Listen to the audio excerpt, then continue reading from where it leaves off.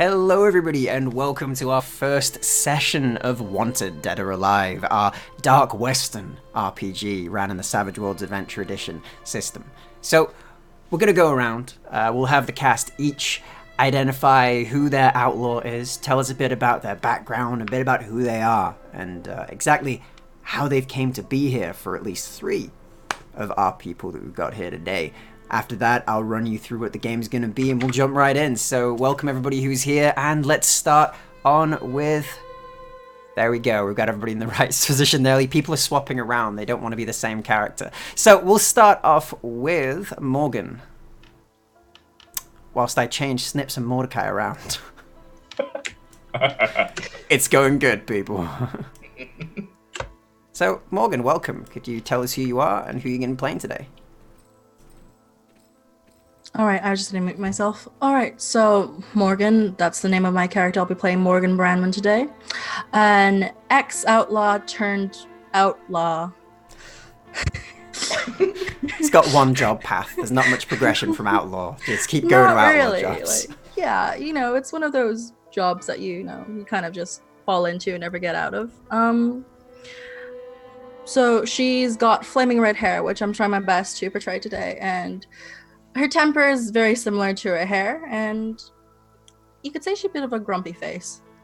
She's been traveling with this, well, I guess we could call it a posse now, for a while now, after being buried alive for a couple of reasons. And what were those reasons for the people listening? She may or may not have shot her leader in the gut and left him to die. Mm-hmm. That wasn't very, the other boys didn't really take kindly to it. No, they didn't. And so after being buried, Mordecai and his companion, Almeida, found you and dragged you out from the dirt, and you've been with them since. Mm-hmm. So, moving around to our doctor of our group, the one who'll stitch us back together if anything goes wrong, which it inevitably will. Dr. Snips, welcome. Hello everybody, I am playing Dr. Snips, otherwise known as Phineas Sterling. I'm not local, shall we say. I grew up in the Caribbean and moved to the West to, how shall we say, escape some troubles, especially involving the sort of local civil war. I have since fallen in with this group of misfits. I'm a very talented barber, very handy with the straight razor, and I keep them looking all clean, dashing, and looking mighty fine, even if I do say so myself. A little bit of a chance for the, occult things in life. But other than that, I do my best to make sure that nobody falls apart, shall we say. Yeah, I think that pretty much sums it up. People not falling apart is something that we can hope for in this campaign. We might get through one episode at the very least without that happening. So, speaking of falling apart, we'll move over to Mordecai. Hey everybody, how you doing? I'm going to be playing Mordecai Remy Boy Taylor today. Ex-cavalryman, turned bounty hunter, turned US Marshal, turned begrudging outlaw. It's a long story. And if you buy me a whiskey or two, I'm pretty sure I'll tell you all about it. Awesome stuff. And so last but not least, our brilliant Jonny Sixshot, who's not yet a part of the gang. We'll see how that happens today, but welcome, Gene. Hi, I'm playing Jonny Sixshot, orphaned, mentored by foreign, let's say, samurai. Yeah. Although he has inherited the physical teachings of martial arts and actually knows how to use a sword, he did not inherit all the good spirituality and honor that comes from being a samurai. So he can swing a sword, not very honorable.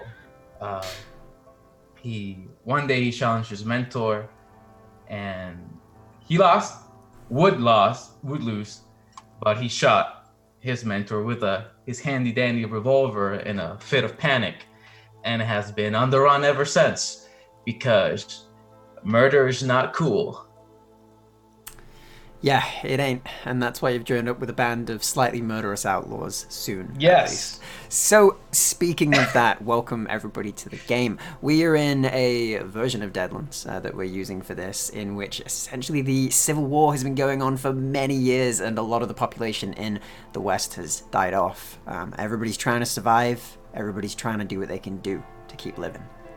And our folks here are a few of those people. Morgan, Dr. Snips, Mordecai, and the other member of their gang, Almeida Quinn, have all been traveling and trying to find ways that they could possibly get some money and skip this country that seems to be going downhill all the time and seems to be eating up men and women like them. They've been doing many a job, but they've been backstabbed many a time, double-crossed more than they can count. And they're running out of funds and people. A lot of losses in their gang. That is until they've been given a very distinct tip that there's a bank nearby that's getting a rather big delivery of some gold bars in the back of a strangely not too protected wagon. The place you're going to is the very appropriately named Goldfield, a very small but very rich location out in the back. And on your way there, as you're rolling along, your carriage is behind you, the wagon's carrying your various goods of your camp and looking for somewhere good to settle while you're in this area, while you scope out the place, you come across a strange-looking individual walking along the road with a gun at one side and a strange-looking sword. He looks a bit tired, a bit worn, very thirsty as he's walking along the road. Almeida shoots you a look, Mordecai, that says, "Who the hell is this person?" And then he sort of gestures with his head to go like, "Is that a sword?" Sure, shooting ain't no kind of rifle I've ever seen before. Yeah, well, I imagine as much. I mean, that don't look like no rifle to me. Hey, Morgan.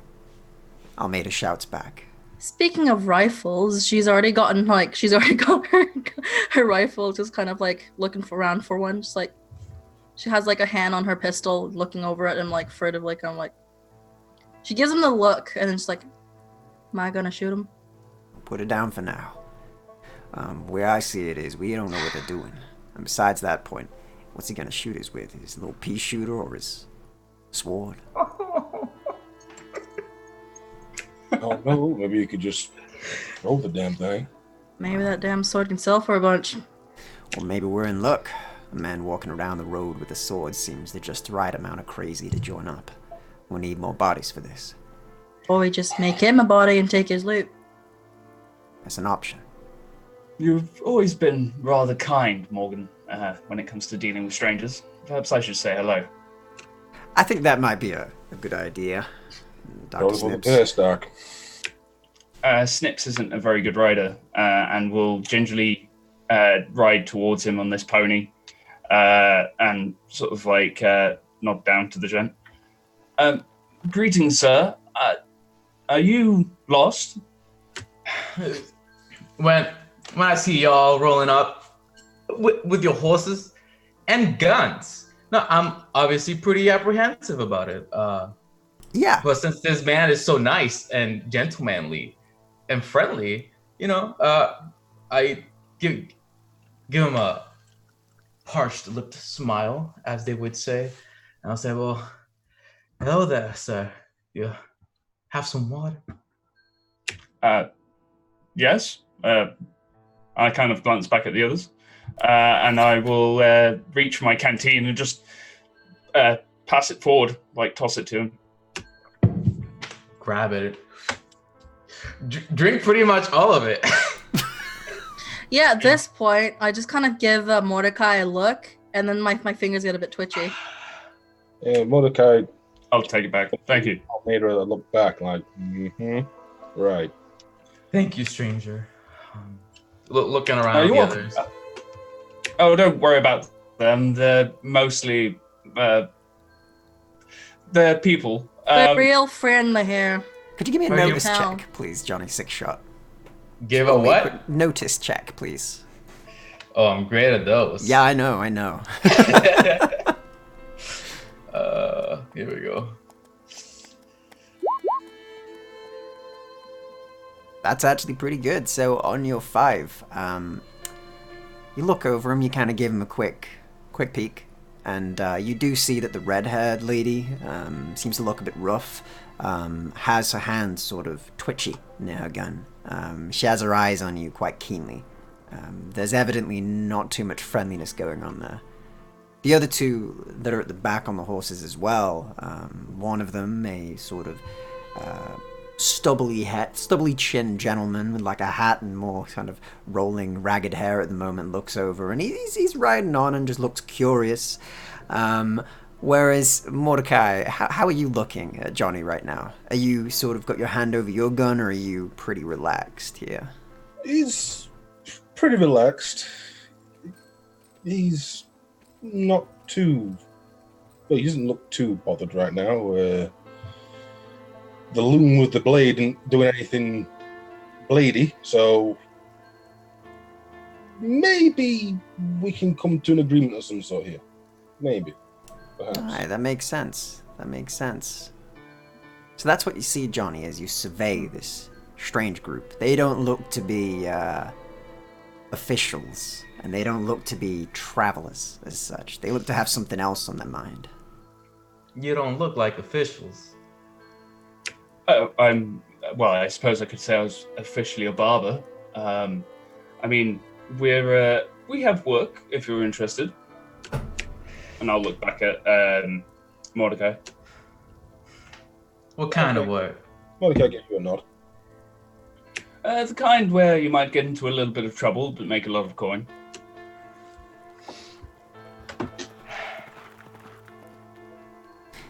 Is it legal?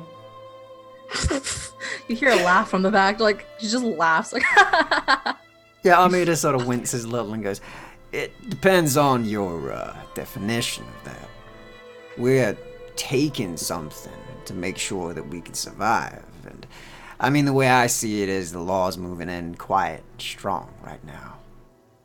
You look like you stealing if you're stealing from thieves. Yeah, exactly.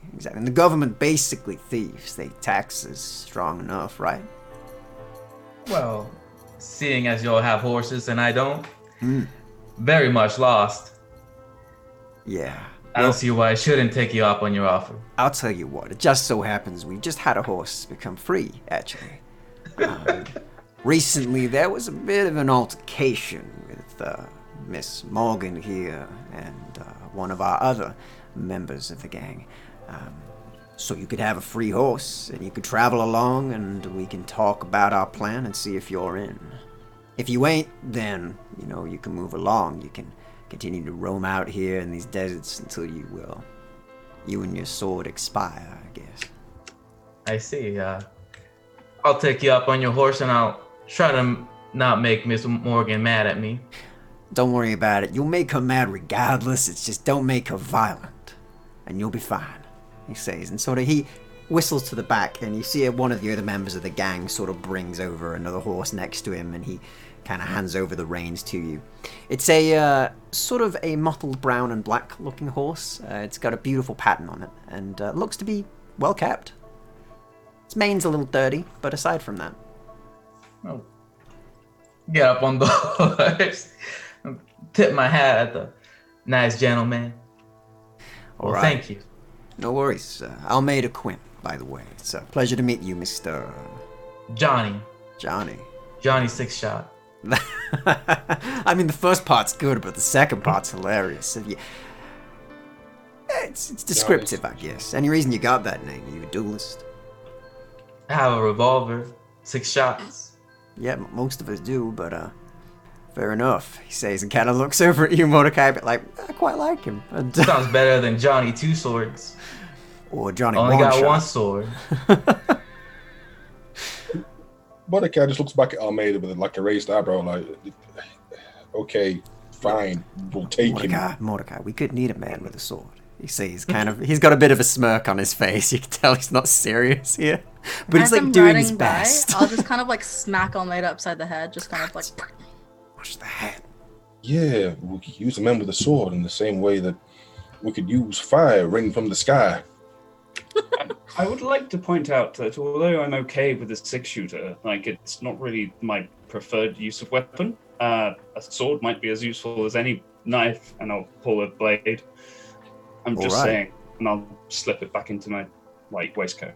Well, with that disturbing note from our barber and doctor here, I think we should carry on. Where do you want to set up? There's a few places in this area we could choose from. There's a place by a ravine, nice little river running by. There's overrise just to the east of here with some bit of wood.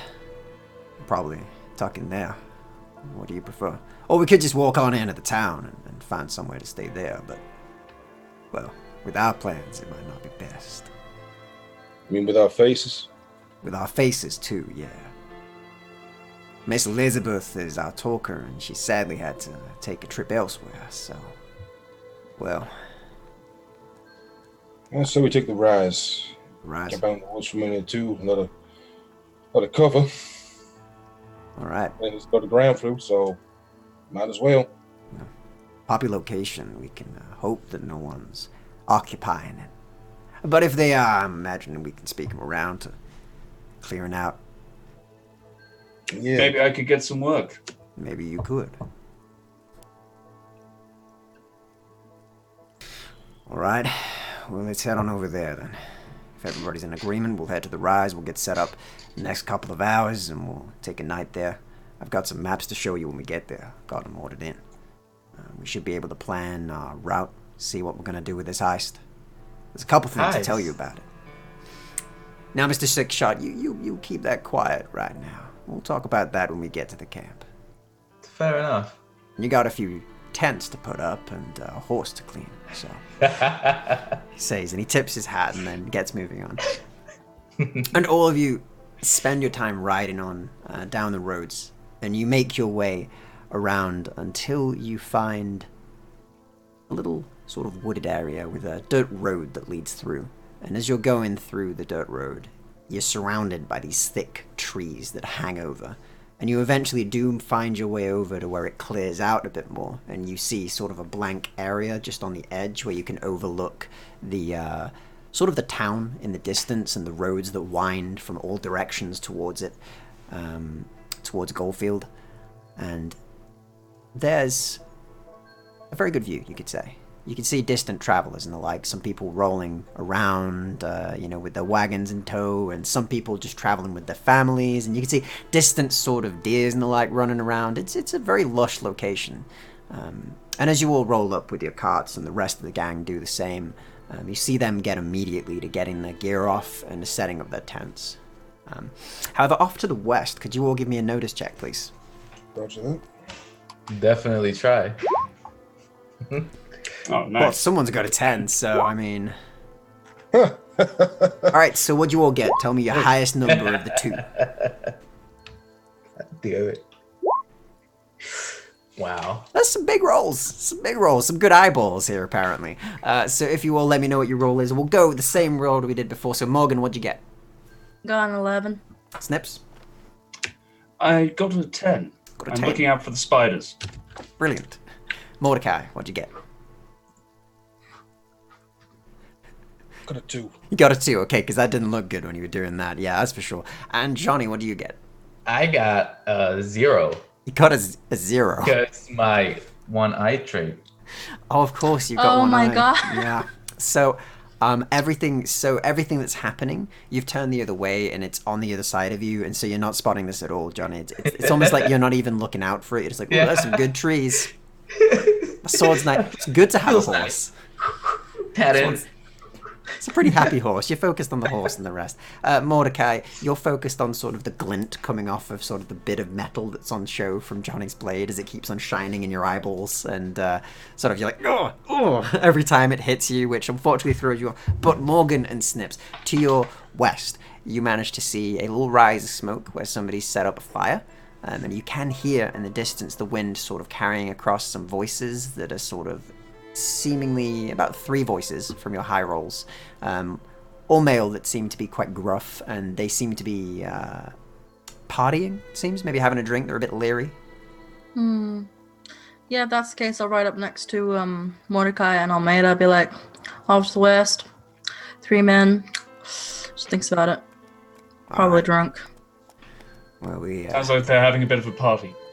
right, yeah. I mean, we were discussing things. We didn't quite hear that, but all right. Well, Sure who wants to it go and is. clear them out? We can't have them near camp like that. If they overhear something, it'd be bad for them and us. What do you propose we do? Just get them moving, Okay. whichever way you deem fit.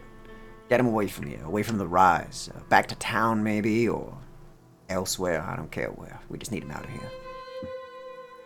Well, the problem with that is if they don't want to move and they're having a bit of a party, Then that you make could 'em. cause ruckus, and that could be a problem. I We mean, just out pack 'em here. nicely. I'm real good at being, what is the word? Diplomatic. That She like kind of that is like a taps her word. cards. But I don't think I'd call that for you, Morgan. But Well, All Real right. persuasive. I mean, you're He's pretty not. persuasive in your own way.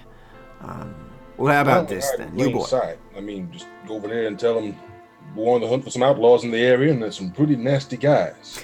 All right. Yeah, we'll go for the bounty hunter angle. I'm sure that'll go well. Well, how about this then? Jonny and Morgan, you two could go out and clear him out. We'll test the new boy. All right. I'll We'll come test with you out. just because, and I'll try That's a not good to idea, side-eye Slips. Morgan.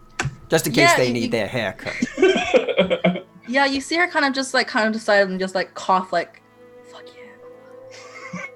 There's nothing a stick of dynamite can't fix. Oh, this is going to go great. I can feel it already. Things are going to go fine. Well, if You're such a warrior, Mordecai.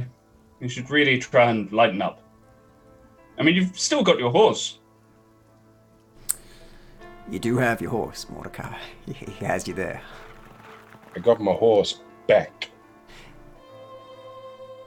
All right, so you three go and clear out the camp. Me and Mordecai will get the rest in there. We'll get the camp set up, at least started, and we'll work on the boys. And Mordecai, you can have a drink, and then you can get working. How does that sound? Got some good whiskey. Got a couple hits left if you want it. All right, fresh mate. How about we get going then? All right then, madam. I'll have you know he likes to be referred to as Mr. Six Shot, says Almeida, and kind of gives you a bit of a smile, Jonny. Mr. Six Shot it is. No, Mordecai, I like him. He accepts the names and the jokes. He's good. He knows banter when he sees it. Well, how about let's get you the first shot. Ladies first. She crosses her arms and waits for him to go first. I don't wait, and I just start walking. All right. A couple of the other members of the gang that you know sort of take your horses and go and hitch them for you, whilst you all begin to walk off into the distance. So the three of you, you make some distance towards them. You kind of wind your way through some of the trees and sort of the thick foliage that's around that area, and you eventually begin to hear some voices on the wind, some very gruff voices that seem to be just drinking and singing from what you can hear. One of them seems to be talking about a particular good shot they made against a rabbit today. And you've still got some distance to them, and you're kind of obscured by the tree line still. Is there anything you wish to do with approaching this? I feel like Phineas would just walk straight up. I don't think he's not expecting trouble from them. He thinks they've just been out shooting, hunting. All right, So- cool. Gonna I'll march be up. the gruff and tough bodyguard. And Brilliant. make sure to have my hand on the hilt of the sword. And pretty much I'll be flanking our good doctor on the other side as well. Just both of us looking mean and keen, and he's just, gentlemanly. All right, cool. So with that in mind then, you just walk on out and you see these three gentlemen sat there. One of them looks very finely dressed. He's got a very fine suit on. It's a bit askew at the moment. And a bowler hat that's sort of placed on the ground next to him and a pair of spectacles. And the other two men look to be very much sort of people of the land, you could say, as they have big old bushy beards that are untrimmed, and you can see sort of bits of grit and dust in them. You swear there's like a chicken bone in one of their beards, and you can see they're both very tan-skinned. Like they've been under the sun baking for probably all their lives with how they look, very sort of wrinkled and very worn. as the three of them all look over to you, and one of them, the one with chicken bone in his beard, just takes a big old swig of a bottle of booze and just looks over and goes, "Are you seeing this, or is it just me? Seems we got some visitors." Gentlemen, may I have your attention? It's speaking to me. You seeing that? And at which point the other one goes, "Yeah, I'm seeing that. I'm seeing that all right. Yeah, it seems he's definitely speaking to you." Right. That's a mighty fine suit you have there. Oh, well, thank you. Yes, I've got it from one of the local towns. It's rather rustic, but it does suit my tastes, says the rather fine gentleman with the bowler hat to his side as he takes a big old swig of some cheap-looking booze. You can see they've got a rabbit roasted on the fire that's well too cooked by now. It's burnt black, like it is charcoal by this point. Gentlemen, I hate to be a party pooper, but I'd rather like it if you could just move on. We have serious business to attend to, and we'd hate for you to get caught in the crossfire. No harm meant. I hope you have fun with your frolicking, and whatever else it is you intend to engage in with this, barbecued rabbit. I just kind of lean in and whisper, obviously, like burning more chicken. And as you say that, Dr. Snips, could you give me a very quick spirit check, please, and add any charisma that you have on there? Or any other bonuses you have to talking to people that you may have. Let's see what you go and I get. have persuasion. Yes, that's fine. That's Brilliant a 9. stuff. Yeah, that is great. So, these drunken fellows kind of hear you out, and the two sort of older looking folk, the two that are a bit more rough and tumble, kind of look to each other for a moment, a bit annoyed as you suggest them clearing out. But as you continue to speak, your eloquence seems to carry across to them, and especially the posher gentleman, who kind of looks up and goes, "Very well, boys, it seems we need to move on from here. It might be best to move on and to go and find somewhere. There was the river a bit further away. We could go swimming, that would be good. Or even fishing. I do fancy some fish. Perhaps a good trout or something like that would be good." Oh, it's been so long since I've been fishing. I do envy you. I do hope you managed to land a good catch. Oh, well, I certainly will. I'll tell you what, seems as though you're so nice. You can have the rabbit, and we'll get going. How's that Oh, sound? excellent. Yes, no, perfect. Brilliant stuff. I wasn't going to eat it anyway. It is burnt as all hell. But anyway, enjoy your charcoal rabbit, and I shall speak to you later.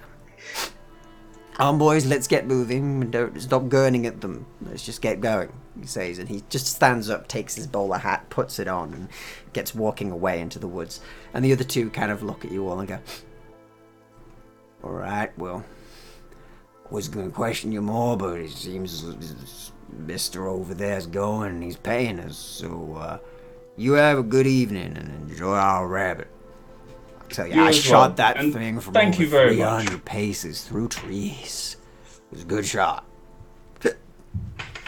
You enjoy," he says. He gets up and starts moving away, and the other one goes, "Have a good evening," as he just takes his sack up and just begins to move. As they all clear out immediately. And Dr. Snips, you've managed to talk your way out of this. Look at that. Yeah. Didn't have to shoot him. I go over to pick up the rabbit. Yeah, you pick it up off of its stick. It's like it's literally just been plopped on a stick and burned. Fair and all. Like it's Yeah, she just Oh, kind of nice. looks Terrible. at she looks at Mr. Snips like, you could probably kill a man with this. And she's just kind of like lets it like hit the ground. Does it make a crunching noise when it does it? it crunches. If anything, when it hits, it's quite solid. Yeah, she's like, definitely can kill a man. It's pretty much like a club. Dunk, dunk, dunk. Yeah, such a way with words, Miss Morgan. She raises an eyebrow at you. Just one eyebrow, like, Well, all right then. All right, Meanwhile, back at camp, as you've gone and taken your trip out, Mordecai, you and Almeida and a couple of the other members of the gang have started getting up your tents. You've started pitching them up, and it's starting to look like a camp slowly. Some of the wagons are pulled across, and people kind of pull out some of the sort of awning near it and set their chests of belongings down and make their own little perch, basically, to camp up for the time being. They don't know how long they're going to be here. And Almeida kind of gets off his horse, hitches it up, and comes over to you as you get off yours and gives you a flask, a metal flask, and uncorks the top. Here you go, partner. Thank you kindly. You look like you're needing it. Yeah. God knows we all do. Oh no, this raid, it's concerning me. I got a feeling in my waters and it don't feel good. Yeah, well, same as you, same as me then. I don't feel it too much, but it's all we got. The rare lords are getting closer to us every day, and God knows that these people ain't ready for handling those, never mind us. We need to get out of this place, Mordecai. It might not be a good job, but, what else we got? Hunting rabbits? Well, ain't no one around here got a straight day's worth of work in them at all, so maybe. Well, some things we'll tell them about it. At least I had another word about where the delivery's coming from. It's heading down one of the roads out there. He says, and he kind of gestures to look over the rise, and he lights a cigarette and kind of gives you one as well and offers you one out. Yeah, Mordecai takes it and takes it up with him to the edge of the rise and has a look over the road. He strikes a match, lights it, and then just throws it out over the rise. And as that sort of tumbles end over end, he points. The road over there, the one crossing in from the east towards the town, the one that has a strange little 8 pattern almost on it as you go in. Mm-hmm. That road's going to have a wagon coming down it. Quite an armored thing, I've heard, but lightly guarded aside from that. Seems they all think that they're safe out here. Nothing's been hit in Goldfield for a long time. Well, what can I say? We're dying out. Yeah, that's true enough. So they won't expect us. They won't see us coming. The client I got tipped off by is quite trustworthy. They know when things are coming in, but they said that even they're a bit confused about the Black God. Yes, it's true that no one's gotten hit here for a while, but still, it's a lot of money. I'm speaking thousands of dollars. Going into a vault inside the bank where there's no doubt thousands more. Almeida, you're starting to worry me. I started worrying me years ago, friend.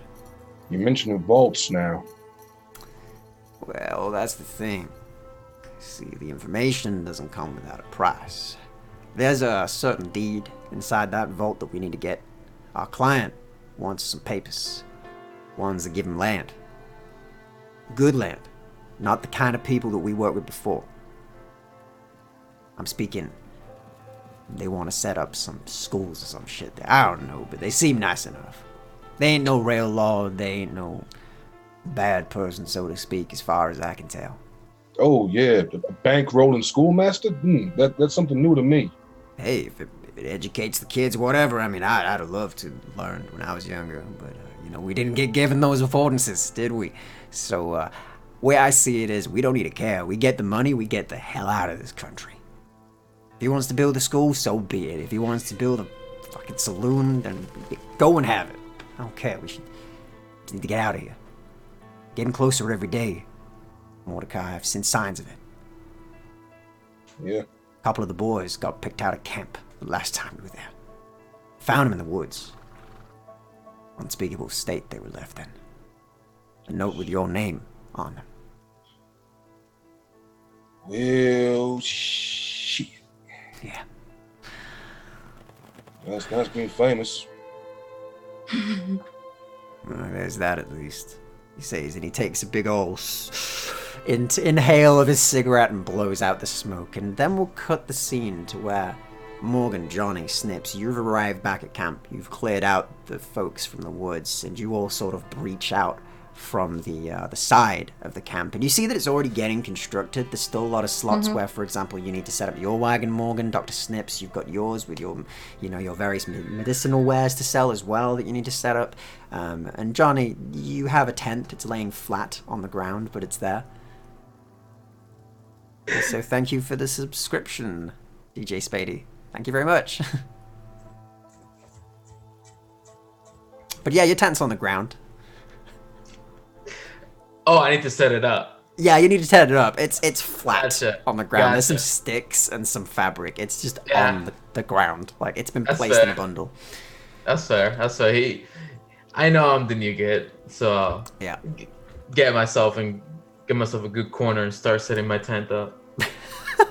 Good. So you begin to set up your tent in the corner, and you see a couple of the other members of the gang kind of looking over at you. Some of them like a bit curious about your sword, but most of them just kind of chatting to themselves, having a drink and the like. And you do see Mordecai and Almeida on the rise, just on the very edge of the cliff, looking out. As you see, they seem to have finished a chat. As you see Almeida flick off a cigarette butt over the side and turn to walk back. From just watching, like, being with this group for that little bit, is it fair to assume that it seems they're like the ones? Tell you what, Like- give me a smarts check. I can Straight up definitely smarts check. try. You can try. Okay. Don't worry, this will be easier for you. It's got a reduced yet. So even on a 3, you succeed, as this would have been a 2+, because I'm giving you a +2 to this. Basically because you've been watching them, and you've been talking to them, and they're the people that approached you. And yeah, you can tell that they seem to be in charge. Almeida seems to carry a lot of sway with the men and the women of the camp. He seems to be the talky one of the two of them. Mordecai seems to always be sort of forever with him, and he's always talking. They talk a lot, it seems. And a lot of people respect Mordecai and Almeida probably more than anybody else in the camp. They're scared of Morgan. They like Dr. Snips, but they respect Mordecai and Almeida. And they seem to have history. Like, they carry that look to them of, like, old friends that have seen a lot of shit.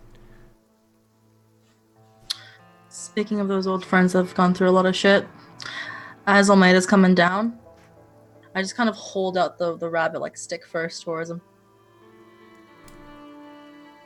You been cooking again, Miss Morgan?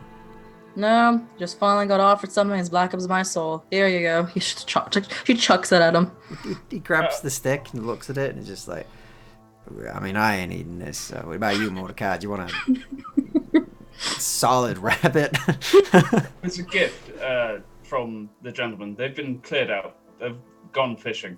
All right. All right, good. Good Literally. job. Good job, Jonny. Mordecai Good just job. looks at the rabbit. He looks at Almeida. He looks back at the rabbit. He just spits in the ground and and just walks back towards his own tent saying he's blacker than me. Jesus Christ. Okay. At that particular point, Morgan's gonna take like a chunk of rabbit and like try to smear on the back of his neck to see if it actually is blacker.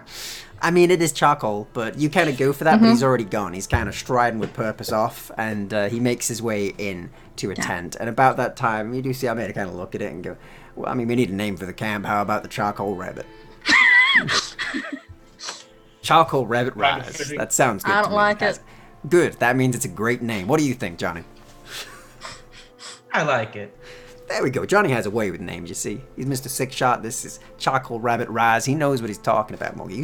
You should speak to him about branding. Maybe you should get a name. Mordecai's like- tent. I'm listening. For She Mordecai's just turns and like stares at Six Shot Johnny. Well then, I'll just be out here No pressure. making my own tent. I don't like the faces glaring at me. Mr. Sixshot, if you require any, just a little bit off the top or anything, don't hesitate to ask. I'll sort that right out for you. Hot towel and all, if I can get a kettle going. Thank you, Mr. Phineas. Mr. Snips or Dr. Snips, I don't mind which. We just call him the doctor for short. Because he's Pretty the only much. doctor around here, so, it's kind of easy to refer to him as that. But whatever you wish. Snips, I don't care. Whatever you like. Speaking of, he says, and about that time, Mordecai, what were you doing in your tent? But I say, Mordecai just listens out and just kind of pokes his head out the tent. It's like, we got a name for the camp? Yeah, it's Charcoal Rabbit Rise. Did it piss off Morgan? Yeah, Great he name. hates it. He's just in the tent, given that he kind of sleeps just on the armory, and he's just checking everything over, making sure that the general use stuff is as it needs to be. He can't shake the bad feeling about this job. It's just Makes sense. Yeah, he's looking over the gats. He's checking ammunition, make sure there's no defects and stuff. I'm just trying to be as prepared as possible.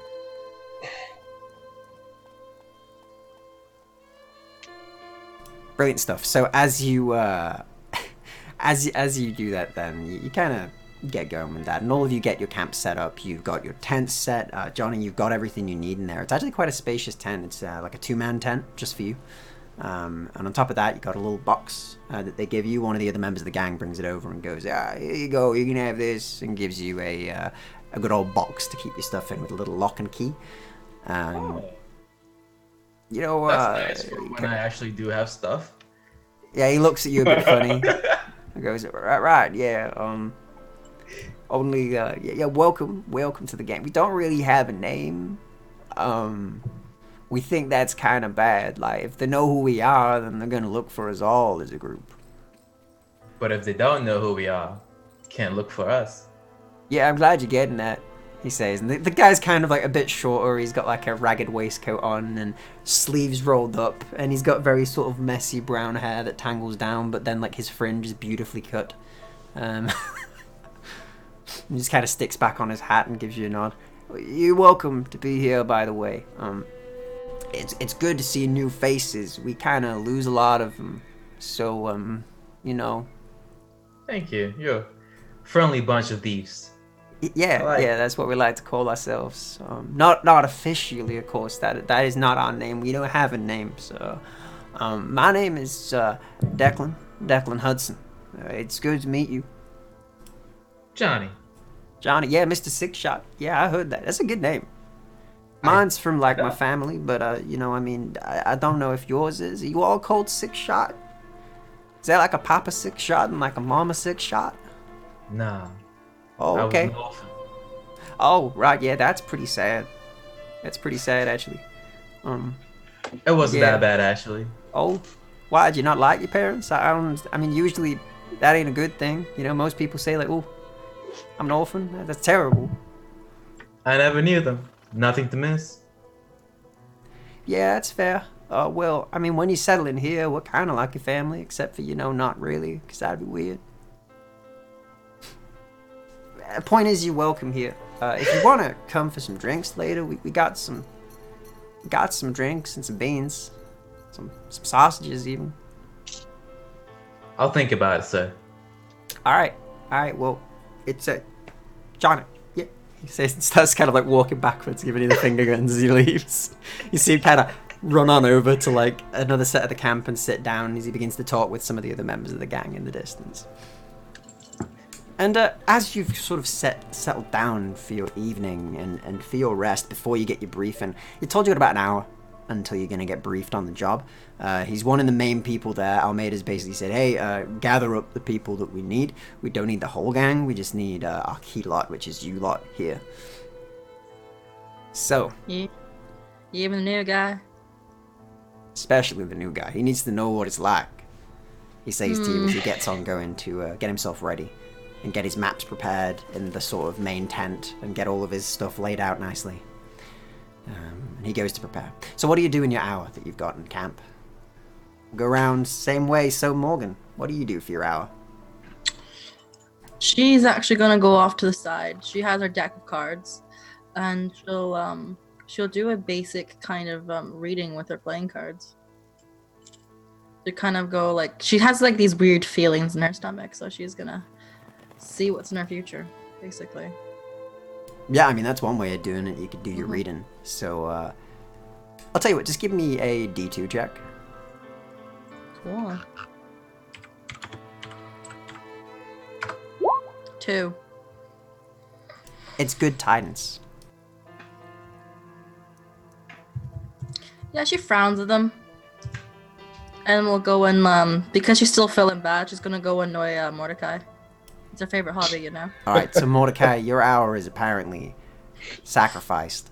But Dr. Snips, what are you doing for your hour? For about the hour I've got, he'll refresh his canteen if he can, if there's like a supply of water on hand. He'll make sure he stays watered, and he'll prep. I imagine he's got like on the side of it, like if he has got a cart to himself, he'll have like a chair that he can kind of pull out to the side of it and hang off the side of the cart, so it's suspended. And he'll be inviting various people in the gang to come over, so he can actually sort out the hair and everything else, get everybody sort of like barbered up, looking real nice. People who haven't been by for their shaves, whatever else, just generally sort of like checking people out, making sure that people aren't like generally getting sick or ill, and being the kind and ever so caring gentleman that he is.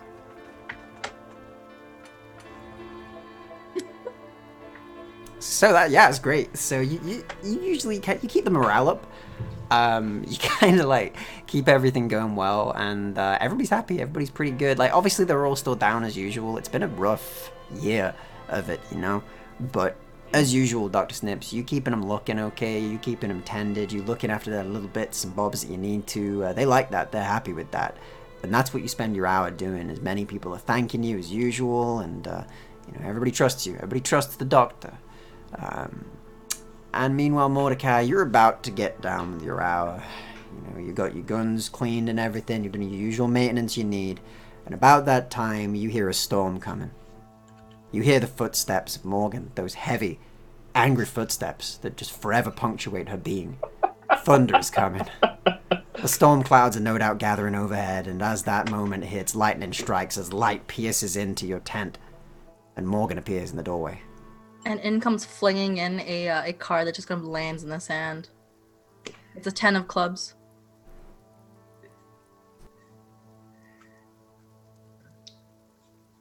She just looks at him with her arms like kind of on her hips.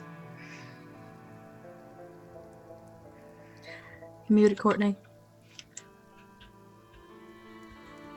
Graceful greeting, bestowed upon me by the gods themselves. What may I humbly do for you? Look at that card, Mordecai. It's a 10 of clubs. Uh-huh. And what that means with the gypsies? That you threw a 10 of the clubs on the floor and I gotta read it? She rolls her eyes like, no. It means bounty. Oh! So you're finally handing yourself in. That's great. I'll get my cuffs. It means good fortune, but for some reason, I got a feeling my jimmies, it ain't gonna happen.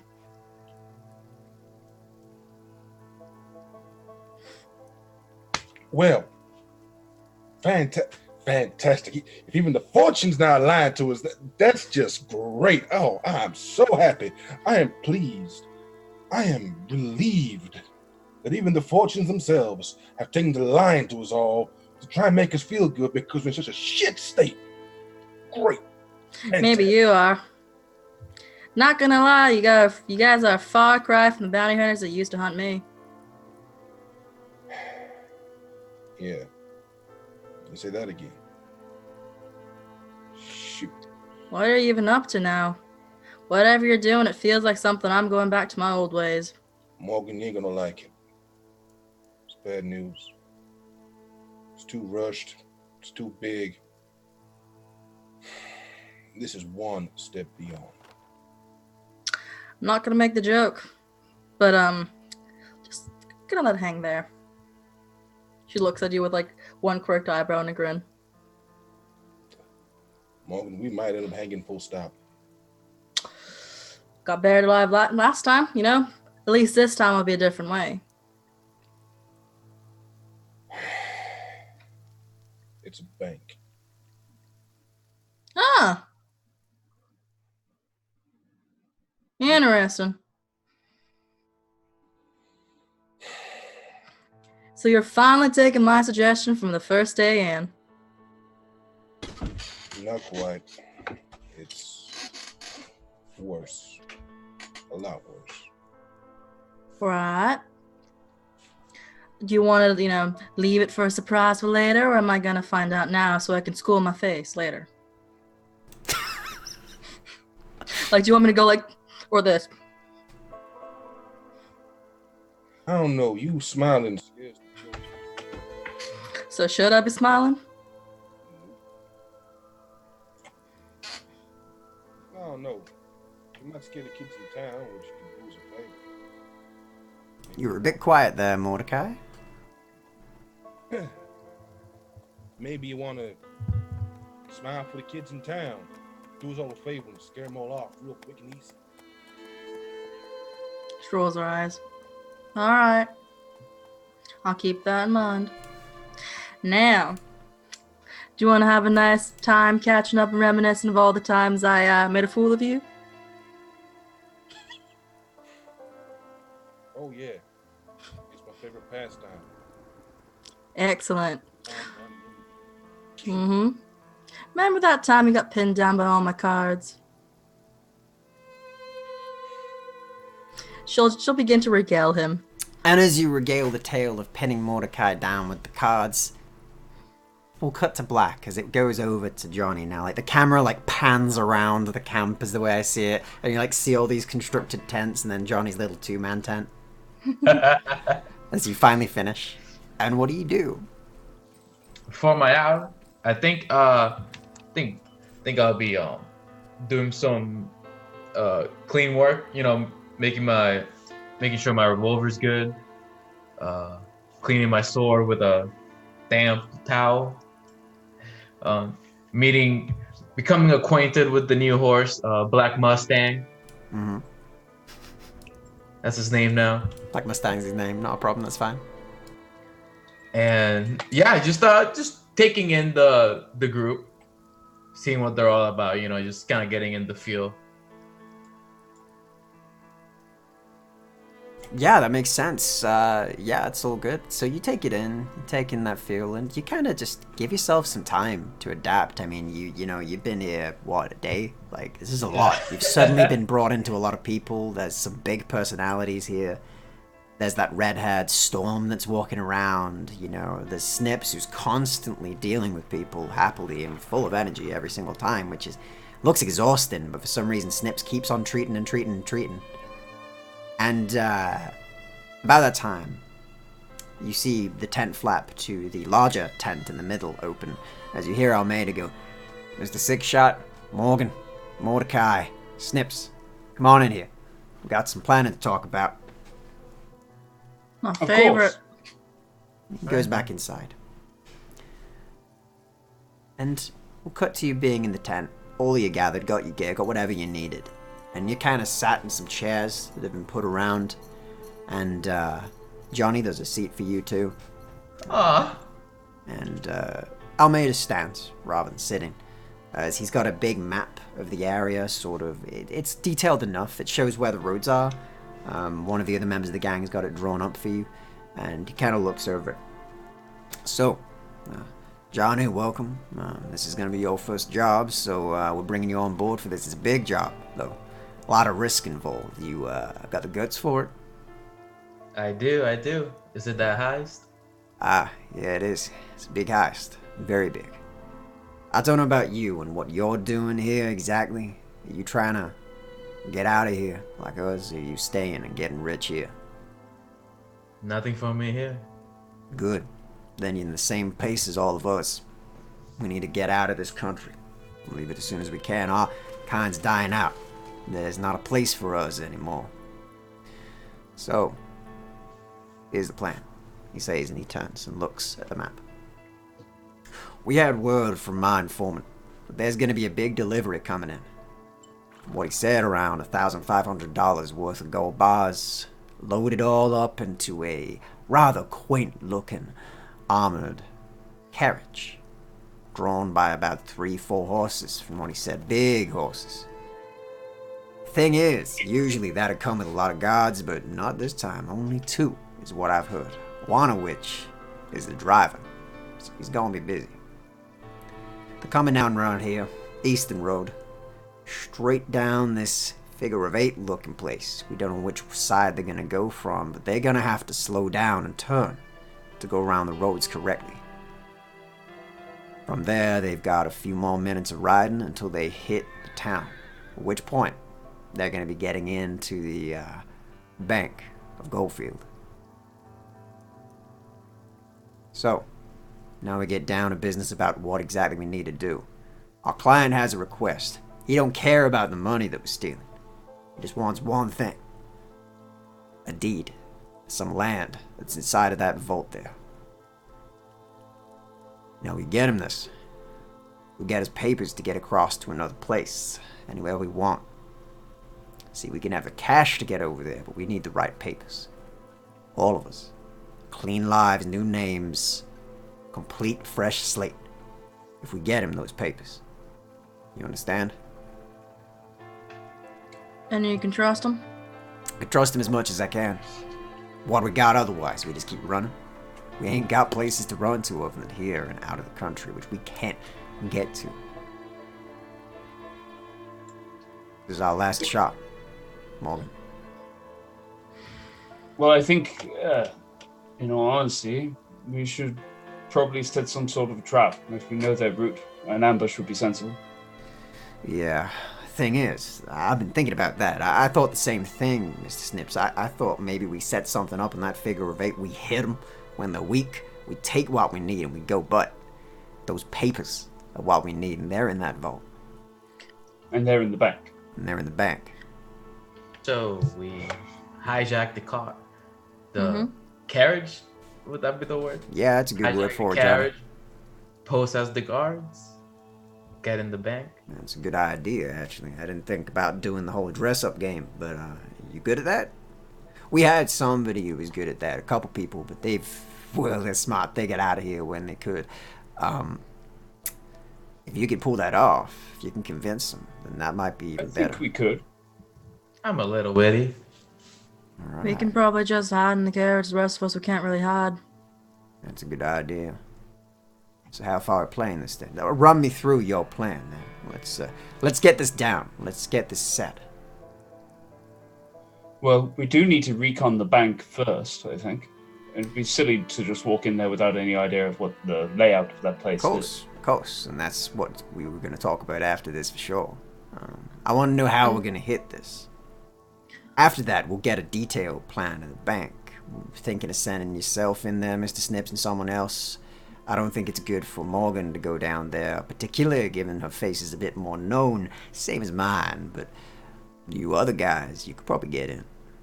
Well, I suppose I could always shave the mustache off. That would work. It could work, but you will be missing your best feature, Mr. Snips. It's a big sacrifice. Well, it will grow back. I mean, that's how that works. That's why working as a barber is so lucrative.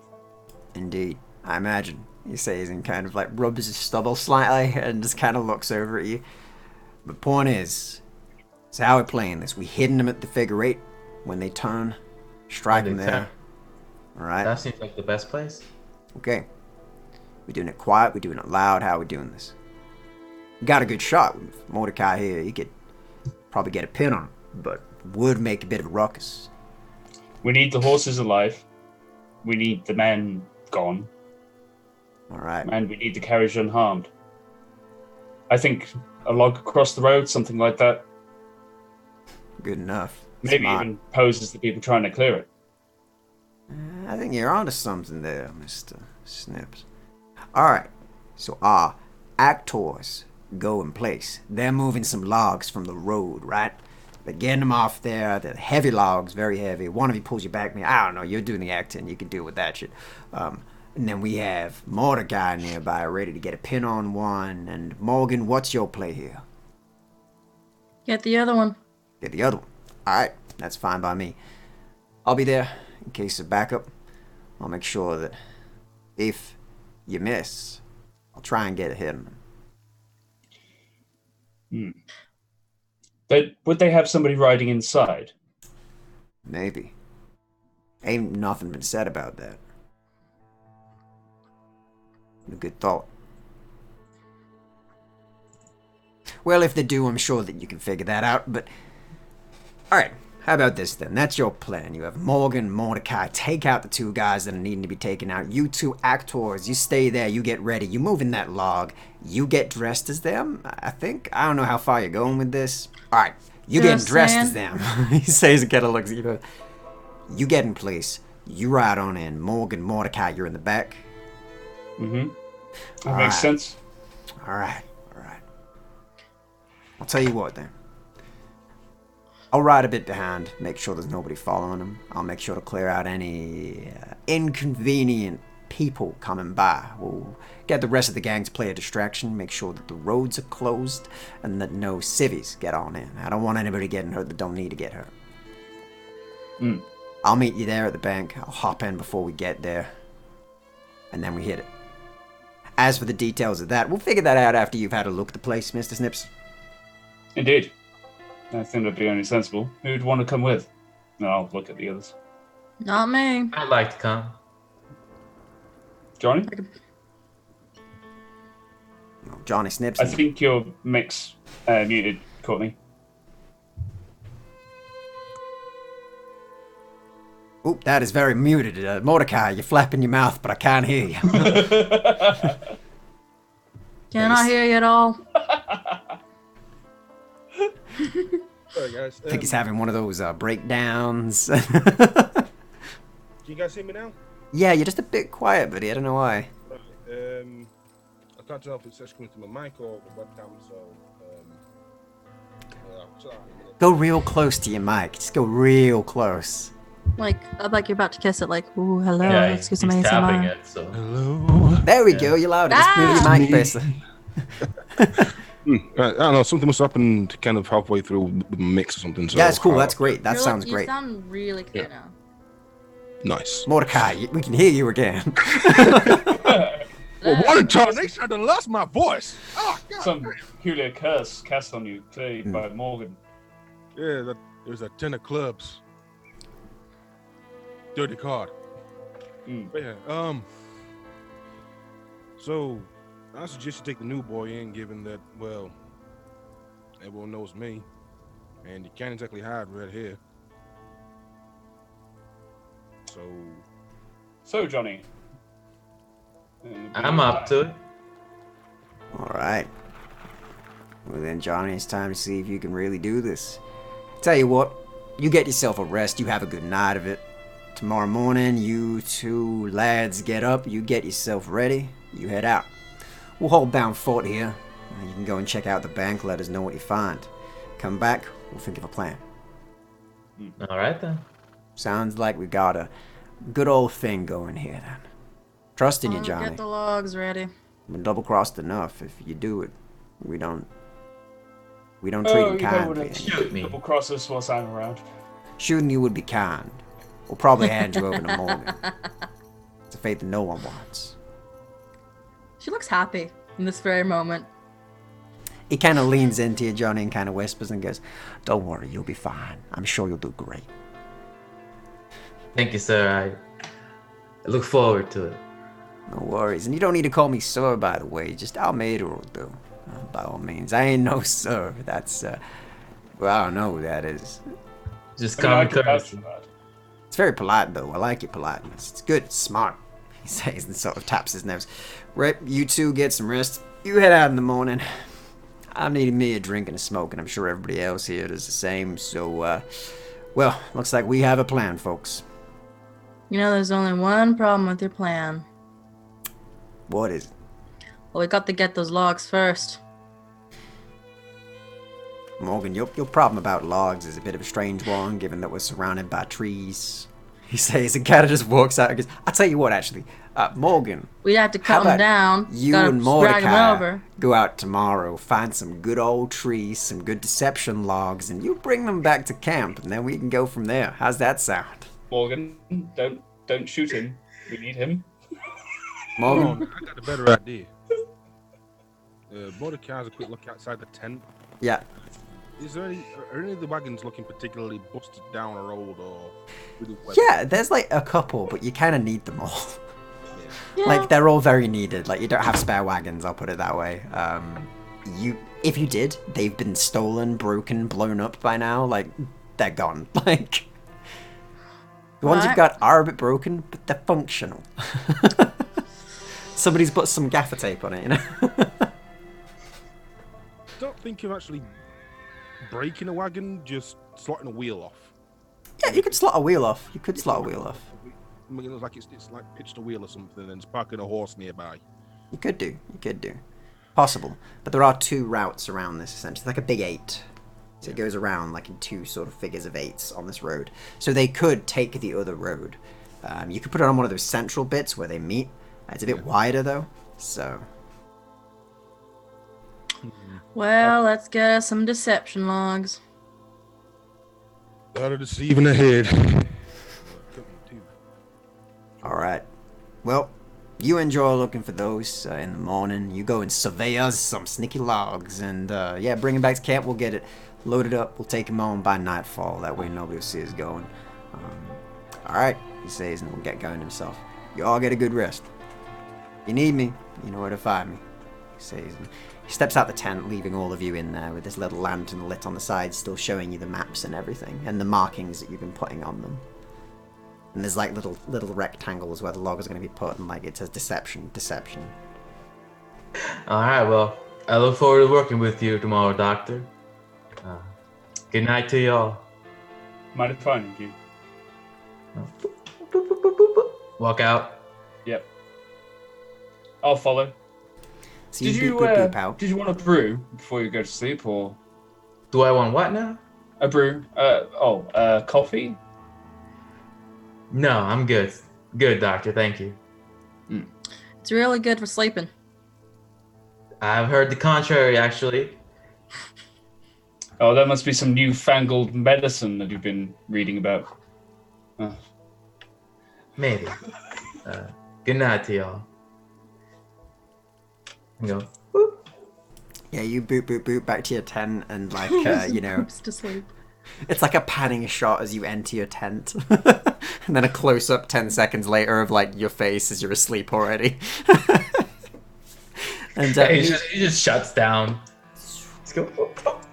yeah, boop, boop, boop, boop. And you pass out. Anything any of the rest of you do before bed? I'd like to have a bit of a conversation with Morgan, actually. Yeah, you'd be able to find Morgan. What would Mr. Snips find you doing? She would be sitting kind of near the edge of the camp, just kind of staring at her pistol. She has 2. There's one of them she actually uses. That's her black-eyed Susan. And the other one she never really touches, except for moments like this. Mm. So, Morgan, how are you? She turns and looks up. Oh, hey Doc. Doing fine. Same usual. I don't tend, well, since Elizabeth went, I've not really had much in the way of individuals to talk to. And I'm a little bit concerned about Jonny. I was intrigued by your point of view. Like, what did you think of him? She just looks at him like, he has a sword. Something wrong with him. Snips will just knowingly smile. And then tries to not say anything about the massive volume of red hair. Mm-hmm. I think we're all suitably unique when it comes to our various persuasions.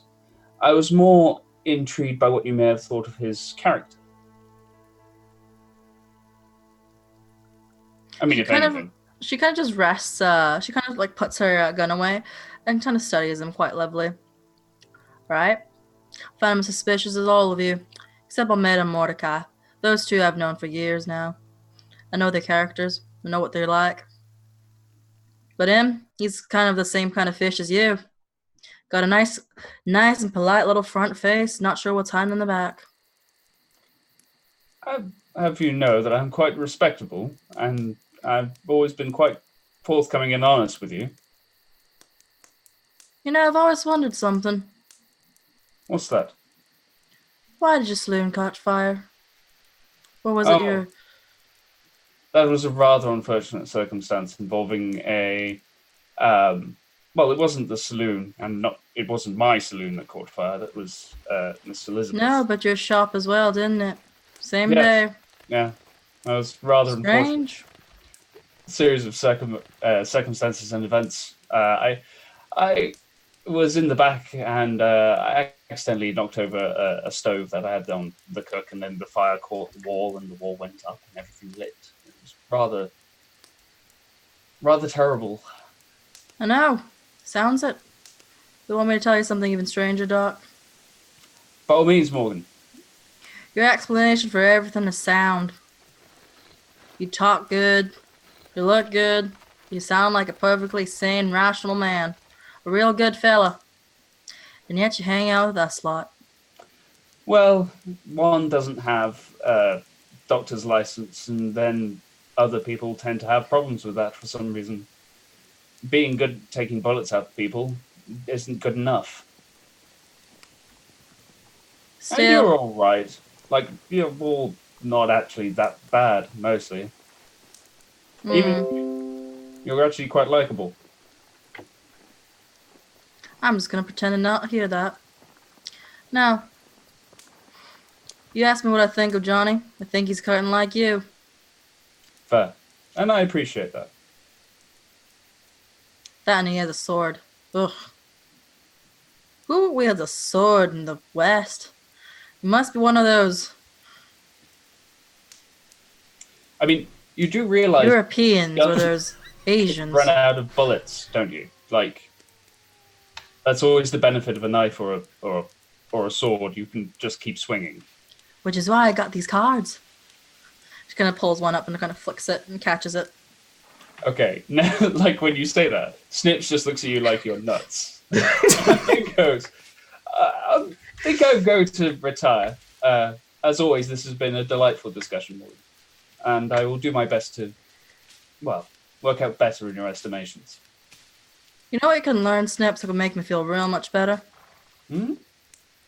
Learn to sound like you're lying sometime. Oh, okay. Too genuine. Freaks me out. Mr. Snips will retreat. Going back to staring at my gun. Alright, you stare at your gun some more. It's still there. It's still a gun. Question. It's terrible. Question, GM. It looks back, yeah? So you know how we pissed off some real big guys? You The pissed off rail. some real big people. Yeah. The rail lords, yeah. Yes. So, would this sound like any sort of something they do, like lure someone out with this kind of thing? Like, because is it regular for only a driver and, well, I mean, maybe. You can't say that it's not something they do, because, I mean, they'd probably do anything to get at someone. yeah. And this is very good. But also, Yes. there is sort of a big old feud on land right now. And generally speaking, people want land. So there is also a vein of truth to that. In other words, it could be a complete and utter trap. It could not be. But either way, there's something going on. Yeah, so this everything is definitely sus, basically. Yeah. There's something more to this, you think? From your experience as an outlaw, this seems too convenient. There's something else here, or there's something else going on.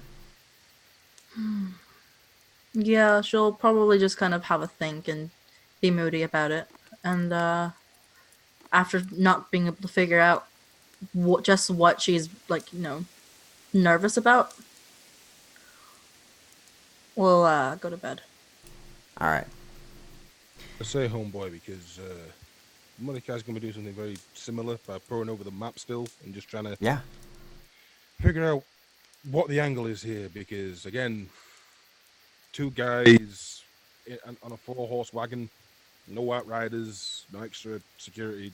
Yeah. No.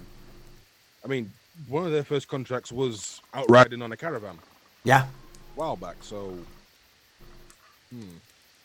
You know. Sure. Could you give me a smarts check, Mordecai?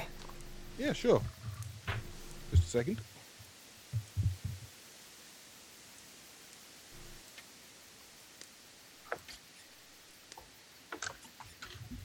Oh, do you want investigation?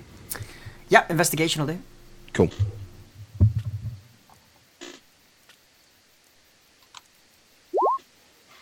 All right. So on a 4, you have a think, and yeah, you do remember that you and Almeida had a similar job to this, though. You weren't guarding something that was quite as armored as this when you were doing your original outrunning jobs. There is some similarities. The 2 guards, not many more than that. That sort of thing feels very much like a bit of a coincidence that they are coming through this way to you on a job that's hired to you. That seems a bit strange. It's got too many mirrors to your old job. And Almeida mentioned earlier that there was a calling card with Mordecai's name on it on One of your old gang members that was left in the woods nearby your old campsite. It's the reason now you think that Almeida moved on as quick as he did. You've known him to do that. You've known him to kind of camp up and go within like a couple of hours notice before in the middle of the night, but this one was a bit more... He had cold sweats. He didn't want to speak about it, though, when he told you about it. And now that he's told you why, you can tell why it would have probably, given you more cause to not be as efficient as you were. Yeah. The shit may have shook you. So he seems to have been looking out for you a bit and needing you to be on top form. So... Yeah.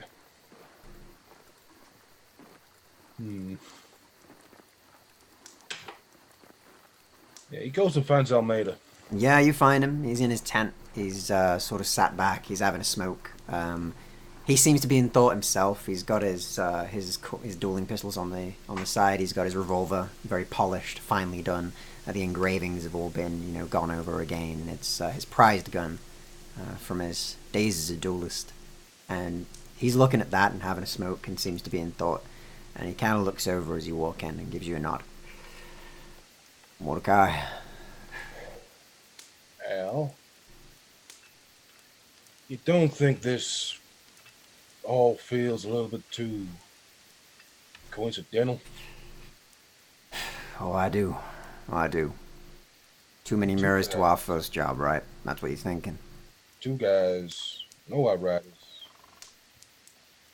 Pokey middle of nowhere town. And now you tell me this guy's turning up with the calling cards with my name on their back. Well, yeah, there is one guy who showed up with his name on, and that's true enough, but, well, there may be a few more caveats to this job, I guess. The way I see it is the person who hired us is likely here to get us in some sort of trouble. The rest of them can't know that. They'll freak out. But you get it at least. But the thing is, there is some credence to gold being around here. And if it is a trap, maybe we can turn it. Maybe we can find where the real gold is. We can get that, and we can leave. I don't have any sort of want to deliver on our deed. The papers, that ain't a lie. I got a guy for that. That's already secure, we just need the down payment. But, he says, and he goes into a little lock chest next to him, and he takes out a bundle of papers, and he hands one over to you. But yeah, Mordecai, you are quiet again, so you might keep on flitting a bit. But, yeah. He hands you over some papers. He opens the papers up and has a read through and scan. Alright, and as you scan them, you see your own name on there. But below it is a line, and it seems to be a name change, and the other document you're going through as well seems to be some official papers, or at least a writ for some official papers to be done, almost like an IOU. Once you've registered your new name, you'll have papers, and you'll be from what it says, a resident of, you came from Germany, you migrated over to the US, and then you're returning, and then it doesn't say where. It's a blank. It's basically a blank write-off to wherever you want to be. Okay. Almeida, may I ask you a very... Be quiet. You're whispering again. May I ask you a very pertinent question here, buddy? You can ask me the questions you need, Mordecai.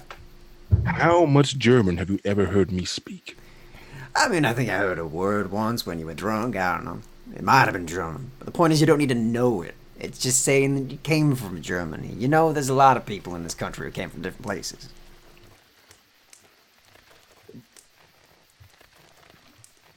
Don't mean they know the native tongue. You know, I got some Irish in me. I don't exactly sound like an Irishman. But at least you speak English.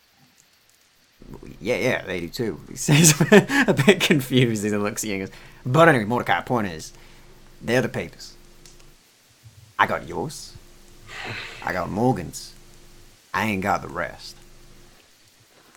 This is for the rest. If you want to back out, I get it. But we need cash.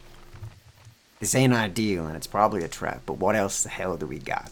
We can run to another town, we can have our gang picked off one by one, and we can see ourselves go to hell for this. Or, we try and take it to them. We see where this leads. And we get the hell out of here. Alright.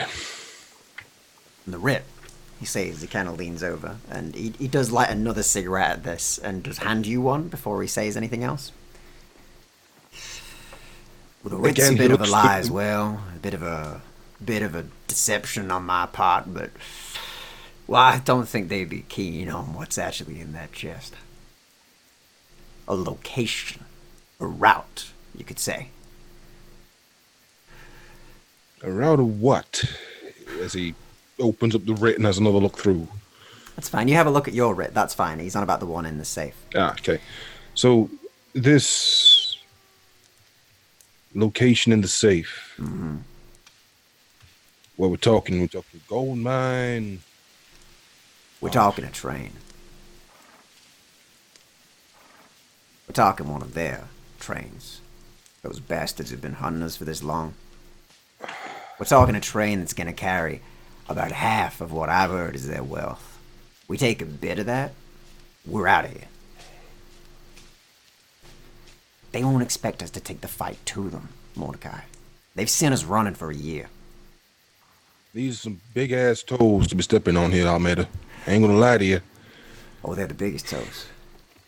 But we're the people to step on them, if anyone. They've hunted us, Mordecai. They made us into criminals. They made us have to go down this route. You got your issues with the army. I had my issues with my own past. This, the shit they've pulled, they made us monsters. They painted us out to be something much worse than we are. And we've gone down into places I did never wish to go, thanks to what they did. So we hit them. We hit them hard. And we get out of here. Yeah. They made us into something all right. They did. As he hands him back the papers that he Yeah. took from him, and He puts them away again. he doffs his hat to Almeida. He nods back at you. Old friend, I'm telling you, if you need to get out now, you can. I know this ain't a good move, but it's what we have. But you can have your life. I wouldn't make you go into this. Not unless you wanted to. I don't want to, but by God, do I need to. That's the Mordecai I know and love. He says it kind of gives you a bit of a smile and then gets smoking again. I got about 10 more of these to get through tonight and a bottle of whiskey, so, you can join or you can go to your own tent, but either way, I plan to live it up a bit before we go out and deal with this stuff. Oh, I sleep on a case of gunpowder. You think I won't smoke by myself? well, maybe. Come on now. Well, yeah, that's a good point. Maybe don't smoke on the Yeah. gunpowder. Yeah. That's pretty unwise. You might blow up, and that'd be real inconvenient. I mean, then I'd have to give you papers to Jonny, and I mean, he it doesn't suit the name Mordecai, so maybe you know some German though. He says it kind of gives you a smile, and at that point, we'll cut the scene as you two begin to hang out and you begin to have some smokes and a good time, and you eventually do get some rest. And for the rest of you, morning rolls by. And Johnny, you're woken to the noises of horses being tended to, and there's sort of the distant noises of animals, and distinctly there's somebody outside who goes, Johnny, I'm awake. all right, I'm good. awake now. Yeah, the boss, he wanted me to tell you it's about time that you and Snips are off. Is there anything you need to do? We got some breakfast, some I sausage could and have beans. some breakfast. Pretty much all we have. I'm assuming the box is too small for the sword. We'll say it's big enough. We'll say it's big. All right. We'll say it's big Well- enough for you. There you go. I'll leave the sword in the box and lock it on. I don't need a sword to go into town. It's just a little too attractive. Come out of the tent. I do say that I forgot to describe how the character looks. Yeah, You know, so I guess as you step out into the sun, the yeah, morning sun, everybody sees you like. he wears pretty normal Western attire. He has like a long sleeve red button shirt with a black vest, normal blue ripped jeans, and just nice little boots. Fairly handsome man, strong jaw, as well kept hair as he could. Sure, he's got the hair promenade, make it nice and slick. He does have one long scar going down his right eye, and his right eye is just messed up. Like it's very clear you cannot see from that eye. Makes I'm sense. assuming this is Deccan. This is Deccan that's waking me up. Yes, it is Declan. So Declan kind of stands outside and Declan. goes, "Yeah, it's me, your friend Declan. My friend Declan. What we got for breakfast? Well, we got beans and sausages. It's pretty much all we got. We hit a place a while back. We had some oat cakes, but they're mainly for the horses because they don't like beans and sausages. We've learned that. But yeah, we're hoping that maybe you can get some supplies from the town as well when you go out there, like you and Mr. Snips. We're gonna give you one of the carriages. You can ride out in there. You can go and grab it. I'll come with you. I'm your friend, and I'll make sure to load it up full of things that aren't beans and sausages. Maybe some of it. Maybe a crate of it. Is that good?" All right. Pat him in the back and lead him kinda with me gives you a towards smile. breakfast. It I'll leads take you some towards sausage. it. And there are kind of little gatherings for breakfast, and you're a part of one of them. And the rest of your group is kind of around there as well. Mordecai, Snips, Morgan, you've all been, told, hey, breakfast's ready. And you see Declan, who's the camp's cook. He's got like a big old pot, and he's put some butter in it. He's got some beans and some sausages. It's special that he's cooked for you for probably the last 2 months. And he's kind of stirred it up there, and he's going, oh, there's a bit of a treat in it for you today. I hope you all enjoy it. The butter helps with the taste, Johnny. I'm sure you'll love it. Here, he says, and kind of gives you a bowl and then looks around the rest of you. Enjoy your breakfast. I'll leave you to it. If you need anything, let me know. I got some extra beans and sausages over there, and over in that side is beans and sausages. That one doesn't have butter in it, in case you don't like butter. Thank you, Mr. Declan. You're too kind. I know, he says and smiles and gets walking away. This is probably like the best, the actual first breakfast I've had in a long time. Yeah. So I'm gonna eat those sausages real quick. They're good beans and sausages for what it's worth. Declan does a bang-up job with his sausages and beans. And it's good. It's good sausage and beans. Still, the rest of you see Johnny Six-Shot led over, down, starts eating some of Declan's beans and sausages. I'll come join Mr. Sixshot and chow down on those lovely beans and sausages that I'm totally not entirely tired of by now. He's added some potato in today. Ooh, Oh, that's potato. Yeah. Well, variety. This is a rare delicacy. You know, he had like 2 potatoes he's been holding on to for like months. And it seems he's God. finally treating you now. Months? Treating us or diphtheria. Like, I They've don't know. been growing. He's had them in pots. Oh, okay. He was like, these little spuds, one day I'll serve them to you. And that's today. So you've got Declan spuds. So, Mr. Sixshot, I suggest, do you have any, well, this is difficult to talk about because as it is, I have no problems with my sight, but I take it you're not good with your right side? I'm not. It's a well-kept secret. Oh, really? You keep it very well. Thank you. So in that case, I will stay on your right for now, and keep a good eye on your left. When we go into the bank, we need to be keeping an eye out for particular things. Doors into the back, making sure that, well, see who's stood around. Clearly not, how should we say, part of the general populace. People who are mingling perhaps, but aren't potentially, well, there to put money in the bank. No. And other than that, we don't want to draw too much suspicion. So I won't try and engage too much of a conversation, but I will have an ask about maybe setting up an account or something of that nature, just to give you fair warning. All right. Mr. Declan also said we need supplies. You have a list? Oh, I hadn't been made aware, but I'll make sure to ask Marshall and go from there, I guess. All right.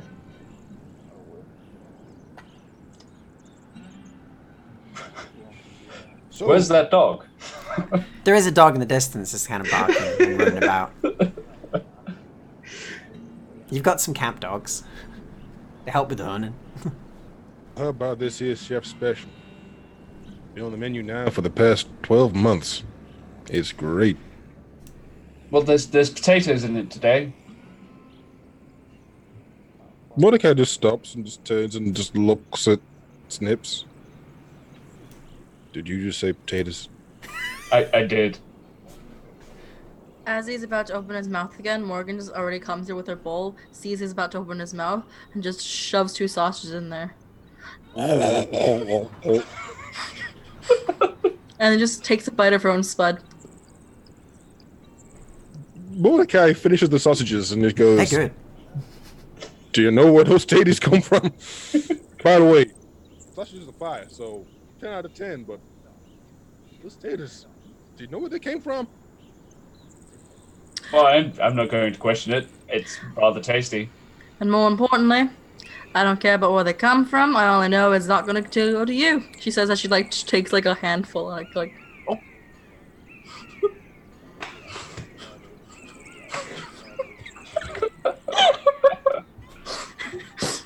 Almeida walks across at this point and takes a seat, and he kind of grabs a ladle and gets himself some as well. Goes, oh, how are you enjoying Declan's potatoes? They're quite good, apparently. He says and starts eating. I've been growing those spuds for 3 months.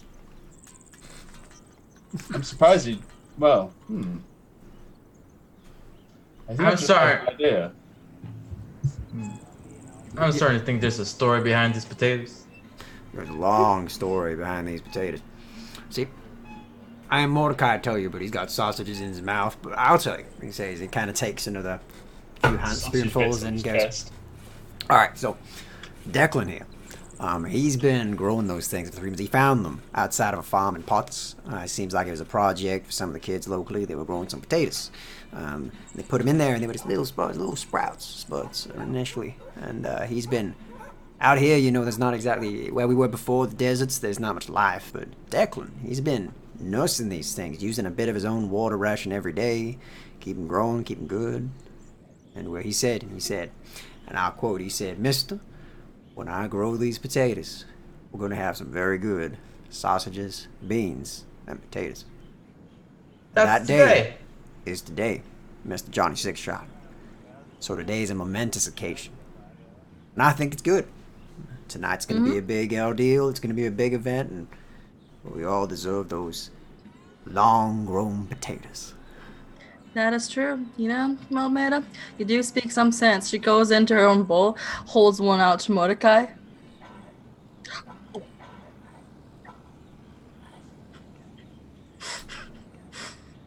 Just immediately brings it back and eats it. At about a point, you see Declan come back and goes, how you find the spuds? And then you like them? It was a very nice addition, Declan. Thank you. I Fabulous mean, breakfast I'm as always. trying. I mean, I think it's good. I like them. They've been a long time coming, but Mr. Snips, if I could say, anyone is to eat my spuds, you, sir. You, sir, are the best one to do it. Because you do so much for this camp. You do so much. Well, it's not like I don't have a carriage to myself. I feel like I get my just deserves. But thank you. Well, yeah, of course, but just a cat, what you do, sir, is, well, it's a very good thing. Don't get me wrong, but you deserve a treat from now and then. Anyway, I'll see. I've got the carriage ready. You eat up. You, of course, Johnny, eat up. You need it to be strong and swing that sword of yours. And we'll get on going in. I mean, I'll probably ride in the back. You can drive. You have that list of supplies, Declan? Yeah, he says and kind of gets it out and goes, I got a long shopping list. I'm going to get us some nice food. I'm thinking maybe some chicken, some beef, maybe get us some steaks. Oh, I like chicken. Yeah, same. It's good. Keeps well. Kinda. If you do it right. Thinking make some jerky as well. That would do some good in the road. Some trail mixes. See if they got any of those sort of things. I got a long list, but I'll deal with that, mister. You get ready to do your thing. That's more important. All right, then.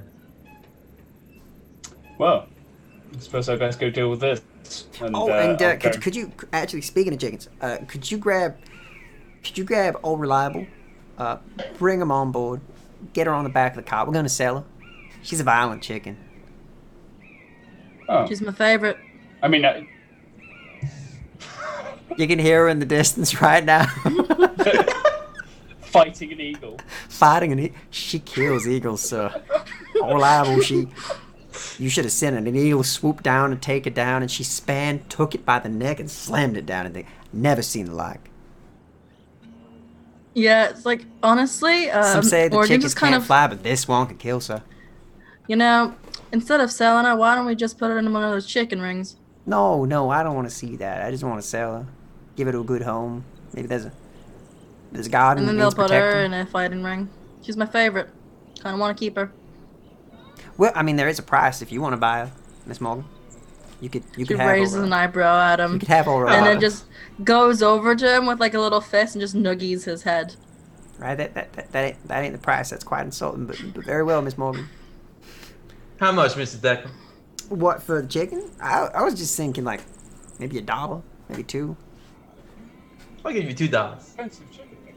He blinks and goes, "Yeah, all right, deal. Yeah. It's that one over there." He points and there's like this kind of big old fat chicken, and it's like it looks like it's ready for business. Like there's like Mean mug me.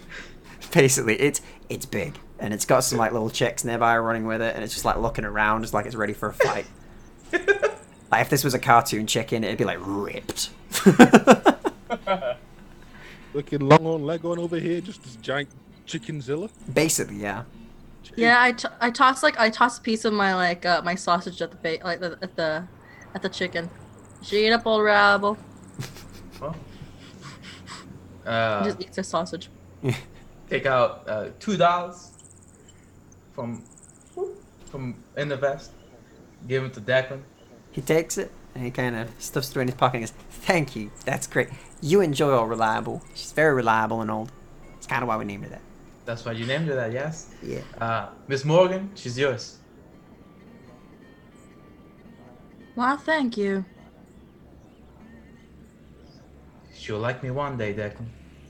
He kind of gives you a nod and goes, "I don't know if she will, sir. I don't think she likes anybody.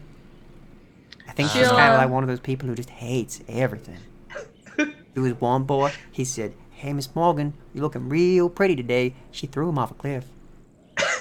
So be careful, he says, and kind of whispers that and then goes, "Well done on your chicken, Miss Morgan. You have a great day. I'm going to go and get my cart ready," he says, and kind of gets walking on over cheerily, wide berth towards the chicken, who clucks at him as he walks by, and he sort of goes even wider, and then he makes his way towards the cart.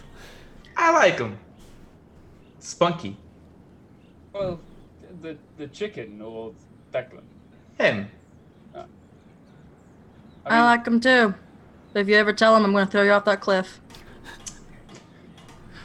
You know, Mordecai, when we mentioned setting camp in Arise, I think we should start choosing a river, because she continually throws people off the cliffs. Take the drowning folks. That's true. That cliff's probably kinda. That's a good point.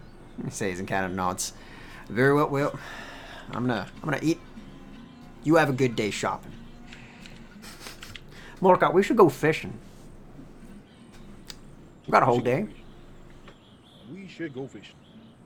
Morgan, do you wanna go fishing? Good, right? That's good. Yeah, right. Okay, so it's just Yeah, those she two just going like fishing. stares at him. Morgan, you do what you do best. Maybe what you do second best. Don't kill anybody. So what you want me to do? Fishing or cutting logs? Oh yeah, no, you gotta get logs. I'm going fishing. You two get logs. I'll see you in the lake nearby, Mordecai. Maybe take a ride down after you've got your logs. Oh, this'll be fun. Oh. Thank you, Morgan. I appreciate you and your pretty little mouth. He immediately starts smiling and goes like, Throw me a dare you. Well, you two should enjoy chopping wood, and I guess we'll catch you later. Catch you then. He says, and 26 shot. That's my name. Thanks. You're welcome, Miss Morgan. Give him a bright smile. Mordecai She looks to shrivels the up like she swallowed something really sour. Mordecai looks to the sky. He checks his pulse. He checks the wind. He makes sure that the ground underneath him is still solid. And he turns to Morgan. You just say thank you? I think she She did. bought I all think- the Bible for me. You just said thank you. I'm keeping the chicken. And with that, we'll cut the scene as you sort of begin to bicker again. And about that point, Jonny, Dr. Snips, you be heading to town. Have you got anything else you need to grab before you go, or are you just kind of taking what you got and just going to go and head on in? I'm just bringing everything besides the dynamite and the sword. Yeah, maybe not best to turn up into a town with those. Yeah, that's a good idea. Yeah. That's Just my fine. revolver. Just your revolver on the side. Yeah, holstered. Cool. What about you, Dr. Snips? I figure I can keep my knives quite well hidden inside my waistcoat and stuff. Yep. Of the inside and things. Other than that, I'll take my 6-shooter. Cool. My Colt Peacemaker. Very nice.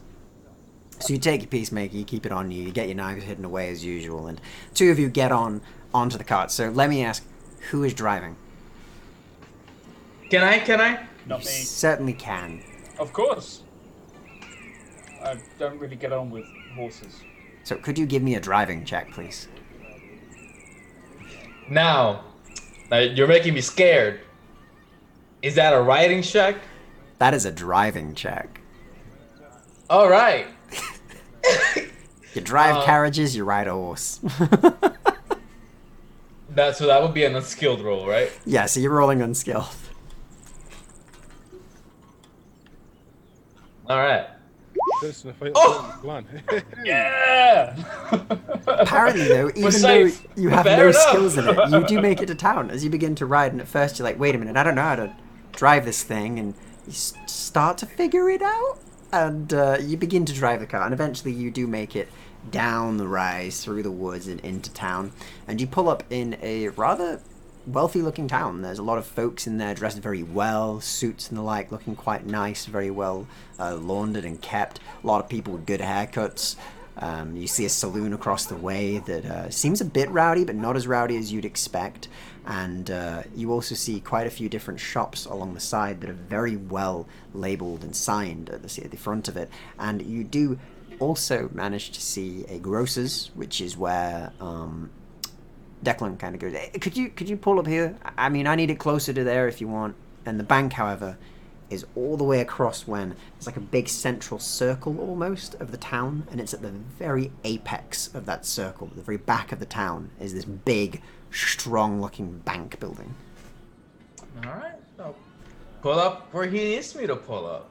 Do Don't know what apex means, but could you give me a driving check for pulling up? I hate you. Yeah, you're evil, Steve. Come on. Still, you know what? You've got time, and you don't pull up perfectly. You pull up awkwardly. You pull up at an angle, but like you're in. You've pulled up, and you kind of get everything set down. And Declan goes, "Oh, very good, sir. Thank you. I won't be too long. You can go do your business. Open any accounts you need to. I'm just gonna go shopping, sis," he says, and kind of Alright. gets out and gets into the grocer's. before we get off the cart, I'll just have a quick sort of like look around. Like you said, it was Yeah. right at the back, so the bank's miles away from the kind of the entrance. It And is, it's yes. like it's in like almost like a bowl. Yeah, so the actual place itself, Goldfield, is almost like it's almost the shape of a thermometer, if you could imagine. It's like a straight line and then a big bowl at the end of it, like a spoon almost. Okay. Right. Okay. Well, that's going to make it horrendously difficult to get out of here with anything. We might need to go into the back of the bank. Well, first we need to figure out they do have a back. Well, that's true. Is there any ways down the sides of the building at all? Or... Plenty. There's like gaps in between each of the buildings. Like the row of buildings, there's like a gap in the middle of them. There's quite a few that are attached to each other. And there's like a gap halfway through on either side symmetrically. And then it continues on. And then when you get to the bowl area, that has gaps in between each of the building that is quite wide. There's like a stables there. There's a bank, of course. There is the sheriff's office is across from it. There's a couple places there. So like you've got gaps in between every single one of them that you can go around. And they've got little mini farms on the outside edge as well, behind the buildings. Okay. And do they have a barber's? They do. There is a barber's. It's called the Old English Barber. I'll try not to like give it too much of an evil stare, and I'll revert back to my normal smile. I see. Apparently, I'm marketable. So, shall we, Johnny? Let's see what this bank is like. We shall. Okay, so you're heading over to the bank, and it is named appropriately the Goldfield Bank. And as you head in, you can see outside there is a gentleman stood on the outside with a rifle just kind of slung across his shoulder. He looks dressed very official, and he's leaning against one of the walls. And he gives you a nod as you walk in, seemingly the guard of the place.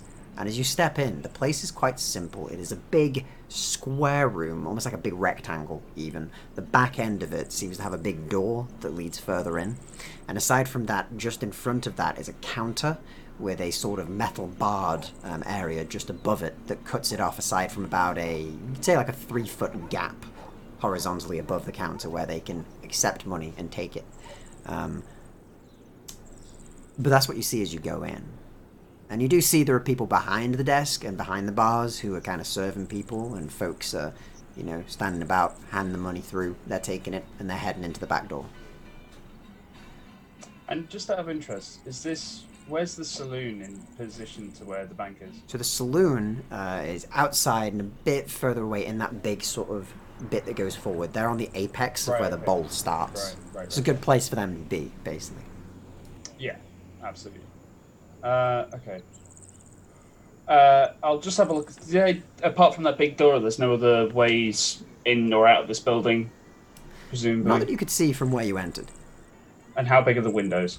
The windows are they're quite tall actually. They are about 6-foot tall windows. They're like almost from ceiling to sort of floor, with only about a 2-foot gap above. And they are very big, strong-looking windows. They've got bars over them, but they seem to be like a very beautiful glass all the way around. There is an exception to that. The ones at the front of the building, they're quite wide and big, and they don't have bars on them.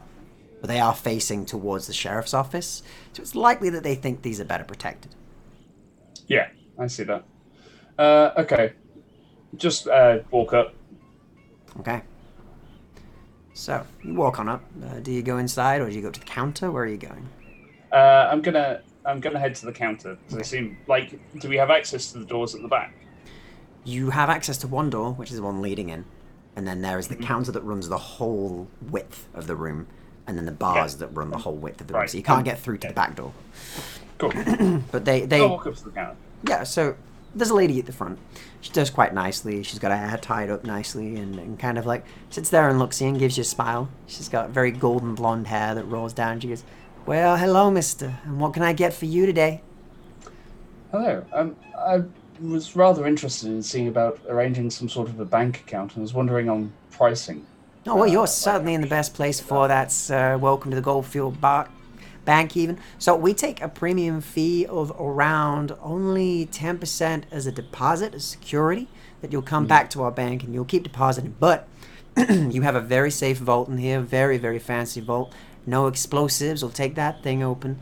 And on top of that, you also get insurance from losses. We're a part of a chain, a new sort of thing they're doing, sir. We have books that are sent back to some of the cities, even New York and the like, sent over there. Wow. It's kept very, very well. That's really cutting edge. I'm very Very much impressed. so, sir. I mean, the way that they see it is these kind of small banks that hold all your money, well, they're less reliable. They're, the old days where people used to rob banks and the like. So this works out better. It means that people are more secure with their money. It's moved away when it's needed to by rail or whatever else we choose, sir. It's a bit of a company secret. Point is, your money is secure with us at Goldfield Bank. And there's absolutely no chance of that secret getting out, is there? No chance at all, sir. It's Good. kept very safe, trust me. Each one has their own delivery system, and it is guarded on a very, very secure area, and each one is very much specialized to its cause, sir. There are powerful people that will keep your money safe. Don't you worry about that, sir. 10% does seem a little bit high. It does, sir, but when you consider that we're also hiring security, we're making sure that your money's well handled. And it's also available in other cities. It is, yes. Available in any other city. Any other one of our banks you go to, any of our franchise, you can go in, you can draw it out. No questions asked, sir. Aside from, of course, your identity, which we'll give you. Whilst I'm sort of like having this conversation, I'll be trying to stand up against the counter and kind of like have a look and kind of just a bit of a glance around. Give me a investigation check, please. What are you looking for particularly? Just like not so much like maybe a bell or something, Okay. or like an alarm system. Yeah, maybe, or like any weapons or anything they might have had. Okay, yeah. Give me that investigation, please. Nice. Got Wow, 6. nice. On a 6. So, on a 6, you have a look around. You do see there is a sort of bell, just a simple bell that's hung above the left-hand side of the counter with a little rope that you can ding to kind of notify the rest of the guards, no doubt. But there's also one other thing, which is that each of them seem to have no weapons, aside from one that you can see, which is on the distant counter at the back. With your 6, you can see that there is a revolver that is tucked underneath, that is there as an emergency gun. However, it looks to have not been used for a while, perhaps not well maintained. Okay. Well, I intend to head over to the saloon, with my fellow gentleman here, and maybe get ourselves a drink and talk things through. But this sounds like a very secure bank, and I'm very impressed with the chain that you're running. What was the name of the chain, sorry? Oh, well, so we're known, and it is a rather silly name, sir, but we're known as the Railway Banks. I see. Find any railway bank across the entire country, sir, and we will have you covered. You can draw your money, you can do whatever you like. Very good. Thank you. And have a good day. You too, sir. Have a lovely day. And remember, if you do want to open an account, only 10%, you only need $1 to open it up, and your money is safe with the railway banks. Thank you, sir. Have a good day.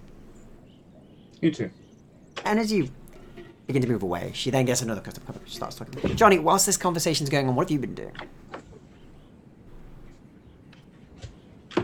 Oh fuck! I've just been like I've been standing by the doorway, inside, keeping the guard of my patron. Looking around with my good eye, but just mostly paying attention to what the conversation has been, because by the looks of it, pretty secure place. My main plan was dynamite, but she said it. No dynamite getting She through did this. say dynamite doesn't work as well. So But she may be bluffing. she may be bluffing. But yeah, just mainly paying attention. I'm more of a muscle here than smarty pants. It's definitely not a smarty pants. That makes sense. I mean, you're definitely not yet. But as you kind of stay there and look around, you finish about that point, and Dr. Snips, you see that Johnny's kind of sat back, waiting, chilling. So, Johnny, shall we go and... Oh, I realise what I've just done. Johnny Fourfingers, let's go and check out the saloon. I, Johnny Fourfingers, would like nothing less. Some people Look. that are kind of around do look over to you and look at your hand and are like, you got 4 fingers. And they're kind of like, what? You got 4 fingers? Yeah, it's got 6. What? It's got 5. What's going on here? But yeah, you... it's an inside joke. It's on the account. In fact, you can't count. One of the old ladies that's nearby, she kind of looks over. She's got like a bonnet on. She looks over and goes, "That's really horrible of you, sir. You're wrong, and you are. Maybe you should teach him. You can't count. He pays me, it's fine. He can say whatever he wants. If he pays you, how can you count it? If you can't count, how do you know you're getting paid fair, boy? Wait. And you bring him to a bank. I say, sir, that is just not on," she says. And No, then she's called over and she goes misunderstand. over to get served. And she kind of gives you the stink eye as the old lady kind of hobbles on towards the desk. Meanwhile, in Logville, Morgan and Mordecai, you're going to go and find some suitable logs. There are many trees. You find some suitable logs as you begin to chop. So could you give me athletics checks if you have that? Wait, you mean I'm actually gonna be chopping? She's just like, wait, you want me to actually chop the log? Just like looks at Mordecai like. Mordecai just stood there with the axe over his shoulder. You're a bit quiet, Mordecai. Sorry, the wind is cutting you off. Mordecai just stood there with the axe over his shoulder, like, well, yeah. What do you think he was going to do here? Just sit here and check your nails, lady? I mean, come on. We're in this together. I don't know. I kind of want to, observe my nails and look at how chipped they've gotten. Mordecai just gets to chopping. All right, you get on the chopping, Mordecai. I'll be Could you give helping me on an the other side, by the way. Oh, okay. In which case, both of you give me an athletics check, please. Wow. Wow. Okay, Mordecai, you were. Mordecai is okay by himself here. Oh dear. She's just Oh dear. Just gets stuck. All right, so a double one. A double one is a crit failure. I know. So I'll hand this over to our other 2 members who aren't here right now. Ooh. How does Morgan critically fail this? Whilst Mordecai, on the other hand, is like, he's swinging. He's hitting it right in the right spot every time. He's got the right form. He's a regular old lumberjack. He's doing a great job. And then Morgan gets to the other side, pulls the axe back, and what happens? So, as Morgan kind of pulls the axe back, are they chopping the same tree? Yes. That's the question. Yep. Same on tree, the other outside. trying to Okay. help them. I was thinking, if they weren't, the axe head was totally flying off. I don't know. Yeah, no, I think the axe head miss strikes when they come swinging in, and sort of they don't realize, but as they pull back, and then they're just swinging, they don't care anyway. So they're just swinging this wooden stick against the tree. I like it. What about you, Johnny? Anything to add to that? No, you're pretty good. Cool. So you're saying I'm literally just pulling my arm back and swinging, and you hear a little. Yeah, basically. So you swing back. You see Mordecai, sweat glistening in the sunlight as he swings back and hits the right spot every time. He's brilliant. His form is beautiful. Even you have to respect the slight grind that he's on. He seems to know how to chop a tree. And seeing that, and as you swing back, you don't feel it, but you swing back dramatically, and you go to hit it, and as it hits, it just goes, and you just hear a wood-on-wood noise. And Mordecai, your eye twigs onto it, and you see she's striking it, and her axe head has flown off about 10 foot behind her, hit another tree, stuck in it about 8 foot up. So she pulled back with some force, and then she just hit it with a stick, essentially. It just kind of looks at it, it's like, I just kind of hit like the handle again on the woods. Like, I don't think it's gonna work, Mordecai. Mordecai kind of like finishes spelling the tree. He looks up at where the axe had landed to. Yeah. Okay. So, I got an idea. You might not like it, but I think it's gonna work. I really don't like it. You can talk. Just I- go over there and face the tree.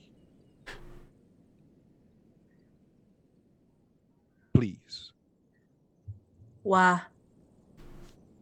Oh, thank you for the raid, by the way. Thanks, man. Yay! Cheers, bro.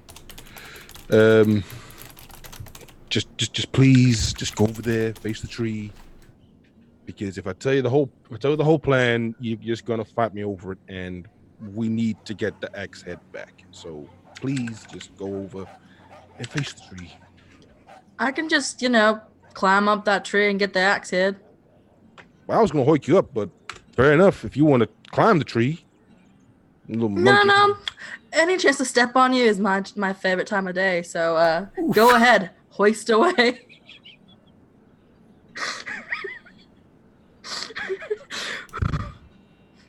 And with that, we'll say that you manage to eventually get the tree down, Mordecai. You get the distraction logs that you need. And generally speaking, everything is all right. You're fine. You're good. You've got your logs. They're ready to distract. And it's a long day for you. It's a very long day for you. Meanwhile, you two in town. Mordecai, it's the longest day of his life. Did I get a chance to probably step on his face, though? Here's the question. Did she get a chance to stand on your face as you were boosting her up to help you? Or at least give you a little heel kick to the face, Mordecai's a tall old dude, so as she was facing the tree, he was just gonna like put your shoulder under her ass and just stand up, really. But if she wants to climb over him, then fair enough. He'll just do the usual back to the tree and let her kind of like step in his hand, and he pushes her up that way, kind of thing. Yep, so at the end of the day, I think once we will reconvene, there's gonna be like a boot mark on like one side of Mordecai's face. Yeah, okay, fair. So Mordecai has a boot mark on his face now for a bit. And meanwhile, in town, you finished looking at the bank that you're planning on robbing later. You got an idea of the layout. What are you two doing after being told off by an old lady, of course? I didn't get told off by an You're old fine, lady. Jonny. You're a sweet boy. You're a sweet boy. Well, that was rather unfortunate. You don't have a way with old ladies. No, I don't. Generally speaking, they don't tend to come to the barbers that much. I assume we've walked away from the bank at this point. I'm in the saloon. Yeah, so you've already made your way to the saloon. Heading back towards where the cart is. Yeah, so you've made your way towards the saloon where the cart... You're getting towards where the cart is as you're discussing this. There's not many people looking at you or talking to you much. Most people are getting on with their day. They've got other shit to get on with. They've got more things to do than to look at you. But Jonny, every old lady that does come past you does go, "Oh, you look sweet, don't you?" as they walk by. And you get some toffees. Oh. Nice. Well, Some toffees now. this is peculiar. Maybe you and Declan are like two of the same. Perhaps, I don't know, like separated birth or something. Regardless, on business, I don't know if that's going to be as easy as as certain people are hoping. It does not look like it, no. I feel like we need to just take the carriage and get out. I don't know if it's even going to be worth trying to get those papers. Or at least it wouldn't be as easy as sort of like... I don't think we really have a chance there. Okay, for a second, guys. So, what I suggest we do now is we head over to the saloon, see about heading around the back, see if we can have a look at the back of the actual bank, see if we can see if there's any access that way. Other than that, that's going to be a hard nut to crack. I don't think we've got the tools for it, even. We'd need some Explosives, definitely. I have some of that. Oh, okay, that's good.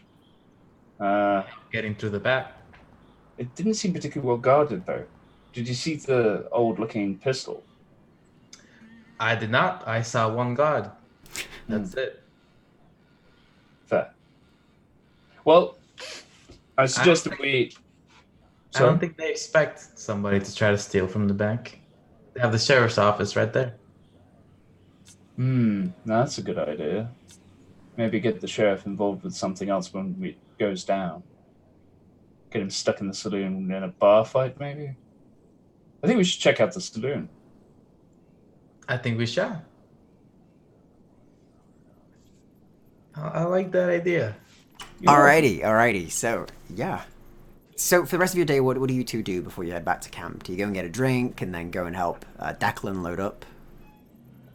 Well, we were going to try to see if we could find a way to look at the back of the... Right, okay. Yeah, you can building easily do bank. that. You can walk around the back. And as you do, because there's many alleys between each of these, the sort of bowl areas of buildings. And as you make your way through, you do see there's indeed a back door, which looks very protected. It is a thick metal door.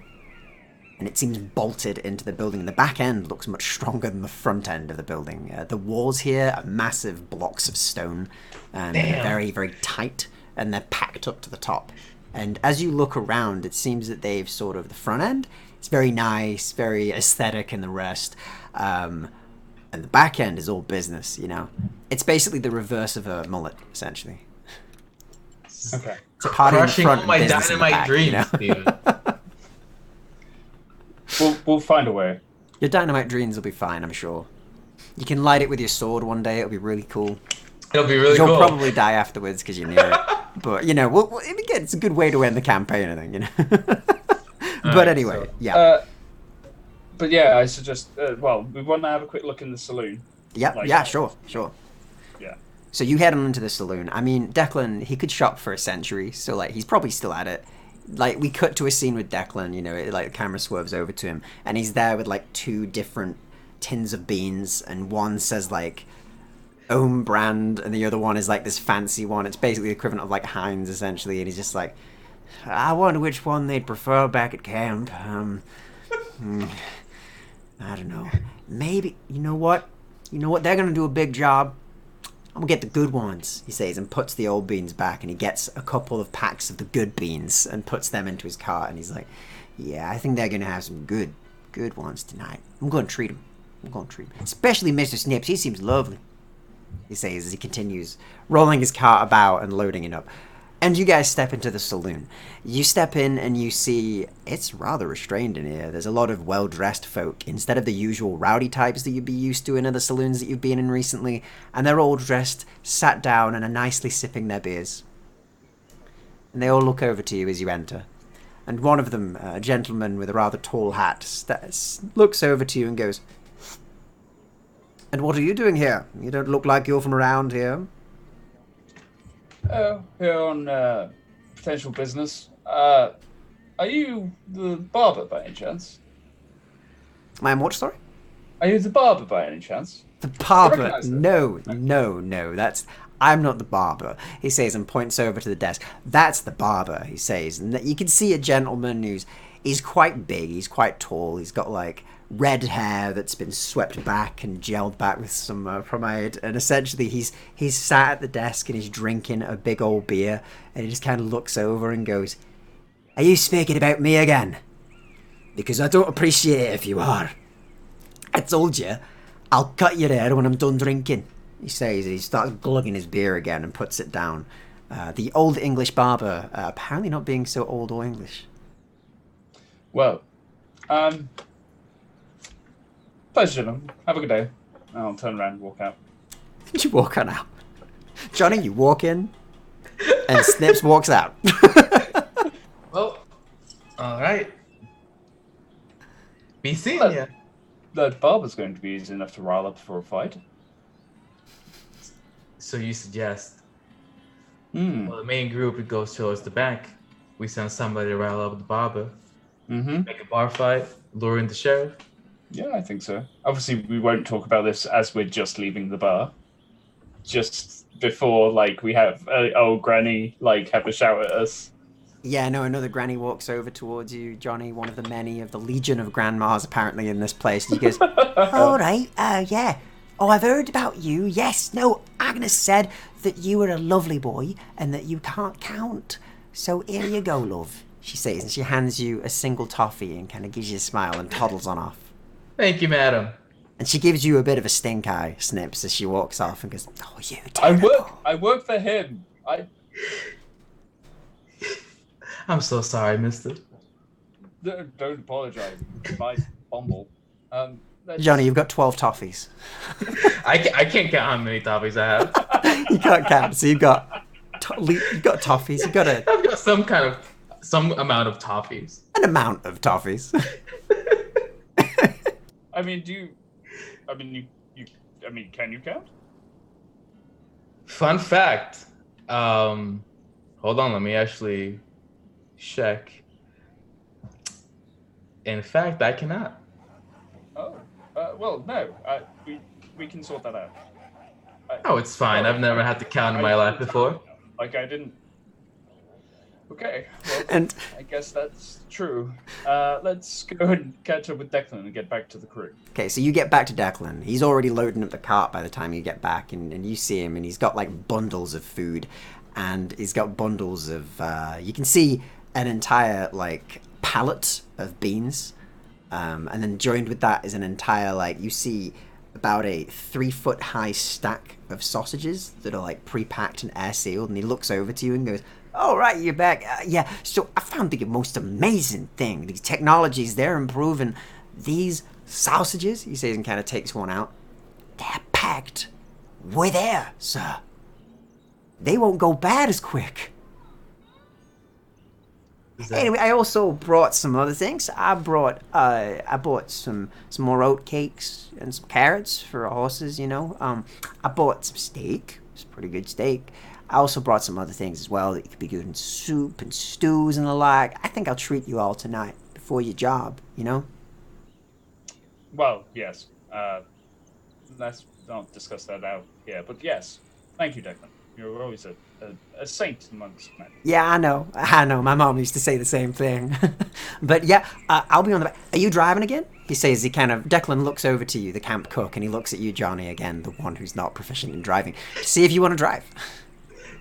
Do you mind driving this time? I'm a little tired. Yeah, I'll tell you what, I can do that.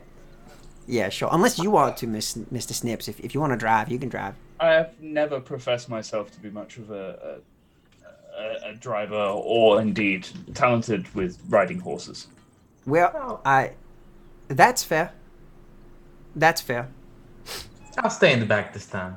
I mean, the pony I ride is barely bigger than me. I know it's a bit of a joke around camp. Let's get going, he says. He gets on top and he gets going with the cart, and the cart rolls on out. And as the sun begins to set slightly on the horizon, Morgan, Mordecai, you've both managed to get yourself some distraction logs ready.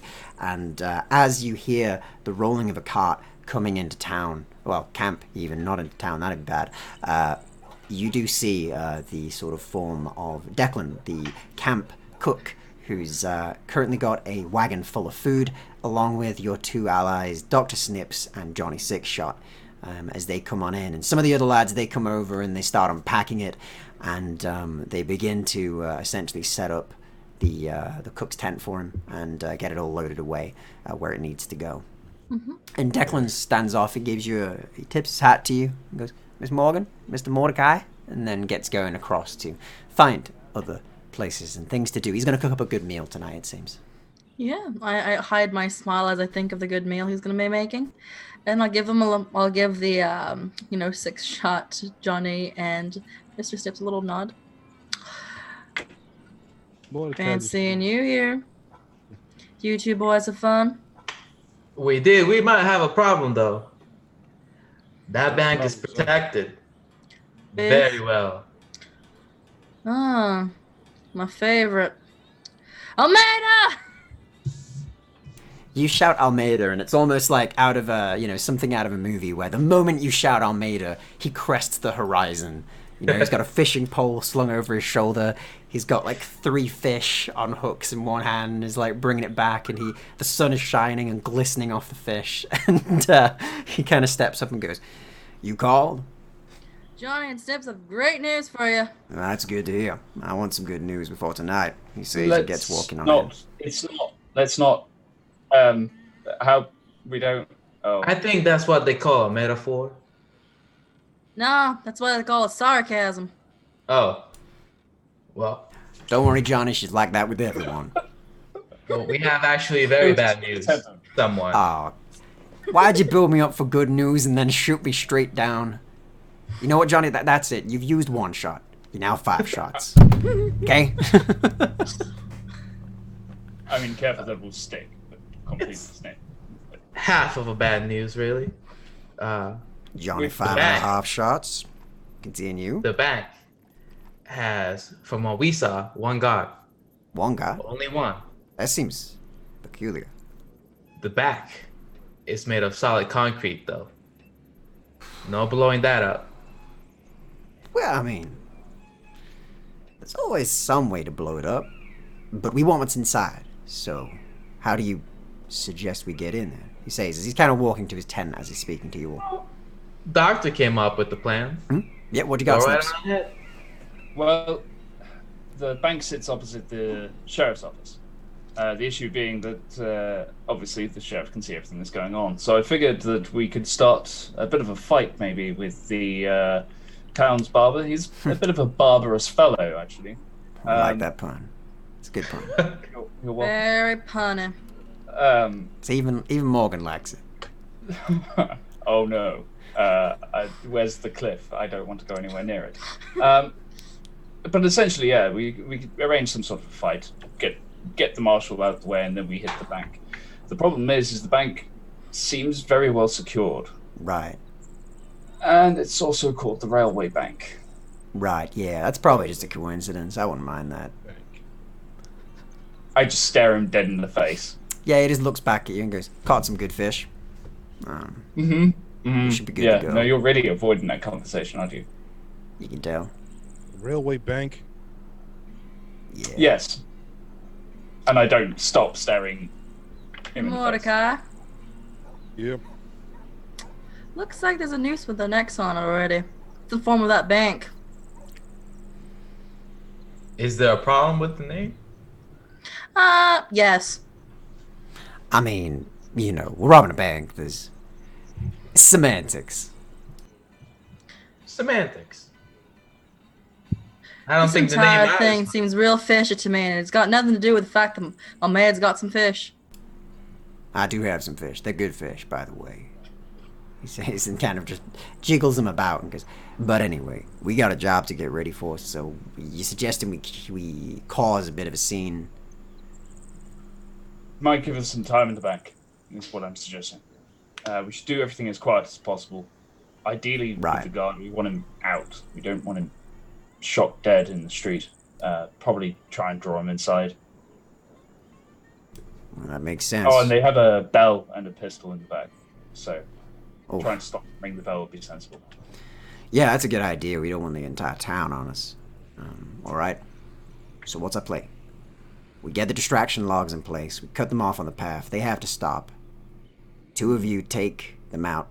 2 of you take their places. We get into the town. Someone starts a fight.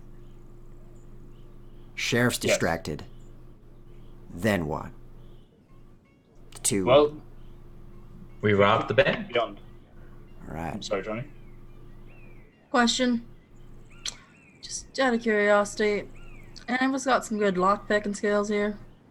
Well, I was thinking is if the guys riding the carriage are going to be depositing gold, they're going to need to open the vault for us anyway to put the gold in, right? I mean, a good that's point. true. Hopefully. Also, I feel like we should bring it to the back. We shouldn't bring it to the front. It's the door in the back. Yeah, that's where the actual lock and safe seems to be. I think if we bring it to the front, actually, that might actually tip them off that something's wrong. That's a good Was job. there you a looked route at to it. the backstage? There was a route to the back. There's a single road that winds around the outside. You can make it to the back of the bank with the cart. It's basically just that you'd have to wind around the edge of the town rather than going through the center of it. You'd have to go around the back of the town, essentially. In that case, that's what we That's do. it. Go around the back of the town with the With the cart. carriage. Yeah. At the same time as that happens, somebody sets up a fight inside the bar. As I said, the barber they have is really subpar. Like, some of the haircuts and things I've seen are terrible. And as such, I genuinely think he should be the target. Mordecai's pretty good at annoying people. Alongside. You're not just trying to, I don't know, eliminate the competition? I mean, no. Why? What competition? Just, yeah, I totally believe you. Oh, I'm good at fights. Well, aside from, the whole barber off thing that you got going on, that sounds like a good plan. So, Or you can just, I don't know, set the sheriff's place on fire. no. yeah, that's an option, Morgan, but I think we'll stray clear of that. Like I said, we don't want good people getting hurt if they don't need to. And if we go around the back of the bank, that would make the most sense, especially if we then just follow through. The only issue I think they'll might have is they'll probably have some sort of password or something. Probably. It might be worth, well, I mean, I'd rather be clandestine in all of this, but if need be, I suppose I could try and get one of them to talk, but I don't really like getting my fingers dirty in that way. Morgan, do you think you can get him to talk? Assuming we don't kill him first. We can go for non-lethal, can't we? She kind of looks over at Mordecai. Mordecai nods once. All right. Well, I'll put it in your capable hands. The four of you handle that. I'll be round near the bank. I'll head in earlier. I'll head to the saloon for a while. I'll wait for a sign, and when that sign happens, I'll know to start getting your ticket out of there ready. Let's just hope this ain't a big old trap. Yeah, let's hope. Really? Yeah, like, Almeida gives you a side eye, kind of looking back at you, Mordecai, as if Oh no, he's keeping stum. yeah, of course. Yeah. But yeah, he lights another cig and just kind of goes, right then, well, we got our plan. We know what we're doing. Get some food. Get yourselves ready. And when night falls, we're gonna go hit that cart. Hope you're all ready to rob a bank, because I sure as hell am. Boy. I'm just gonna plop in one of my chewable tobaccos, and as I'm chewing, I'm like, Almeida, you shouldn't take my suggestion when we first got up together. Well, back then we had more options, Doc. Now, we have none. This is it. This is our one chance. One last job, and we're out of here. Clean names. That's true. Clean slates. And money. Somewhere better. Somewhere we all deserve to be. Not in this godforsaken country. So where are y'all headed to? Assuming we actually, get the job done. See, I don't know yet. I'm thinking about it. Maybe I'll find somewhere nice to tuck away. Or maybe England seems like a good place. Maybe France. from what That's I going to be heard. good. She Well, I just don't know. glares at you. No.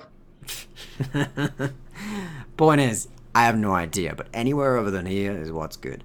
So, Johnny, you got our back, right? We don't need to worry about you. Putting a lot of trust in you here. Thank you. I do. I have some good luck toffee. You got some toffee? I Where? do. I ain't against some good look toffee, he says, and kind of takes one. The kind old ladies at the town gave them to me. Good. It's good. Some good hard candy or something. Look, I can taste the look right in me. I think that's a sugar. Mainly that. Morgan just kind of grabs one, kind of like sniffs it first It smells sweet, before it's like toffee. slowly like unwraps it, just like. It like sticks to it as you do. It's like a. Yeah, she's kind of like, if this kills me, I'll get you first. I'm pretty sure you've eaten far worse. True. I've had Mordecai's cooking once. Thank God for Declan. And I don't even like God. Well, on that note, I'm gonna prepare for the night. Okay, you go. You sharpen your sword. Your katana is ready. You get your gun ready, Johnny. It has all, you think, 6 shots. You're not sure, you can't count. But it's fully loaded, so... Maybe it's 6? Who knows? What even is As long as 6? it has something 6 in is it. a concept, Who you know? Yeah. Numbers are just made up by the man. Yeah, 6 shot is a state of mind. And As he's sharpening his weird sword, can the rest of us see it? yeah, it's very obvious. It's a katana in the middle of the West. So yeah, Have I even heard of a katana? Probably not. Yeah, she was just like, Not from What where you're the- from. what in tarnation is that? This looks like a very fancy saber. It's like a really fancy barber's knife, except real long and real weird. Well, this.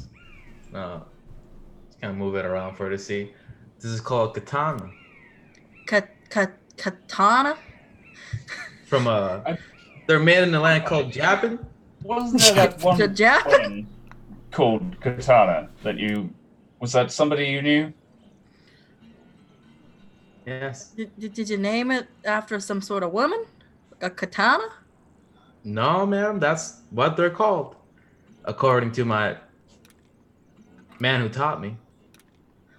According to your man who taught you? Well,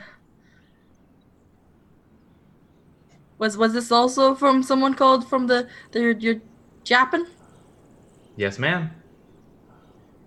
The hell's a Japan? She kind of whispers to the doctor, who's probably supposed to be more, worldly than her. I think it's in the north. No. It's somewhere in Europe. Canada. Sounds exotic. Yeah, it's near Canada. Like Japan via yeah, Canada sounds alright. seems legit. Yeah. I mean, that's where you think England is. Yes, we'll go with that. I think it's the world map and stuff. It's an intriguing thing. I've only ever had time to spend time studying like 1 or 2 of them. So How do you even use that thing? It's not even got one of those, the old rapiers. They used to have at least one of those proper guards. This is. It looks like a weird cross. It's kind of tilted. I'm gonna go out on a limb here and say he puts the sharp end in the other guy, but the other guy does it back. That's actually quite accurate, mister. You slice them. Right. Okay, and with that, you like continue to sharpen your blade. Like a spark flies off, and we cut to the other scene, which is all of you ready.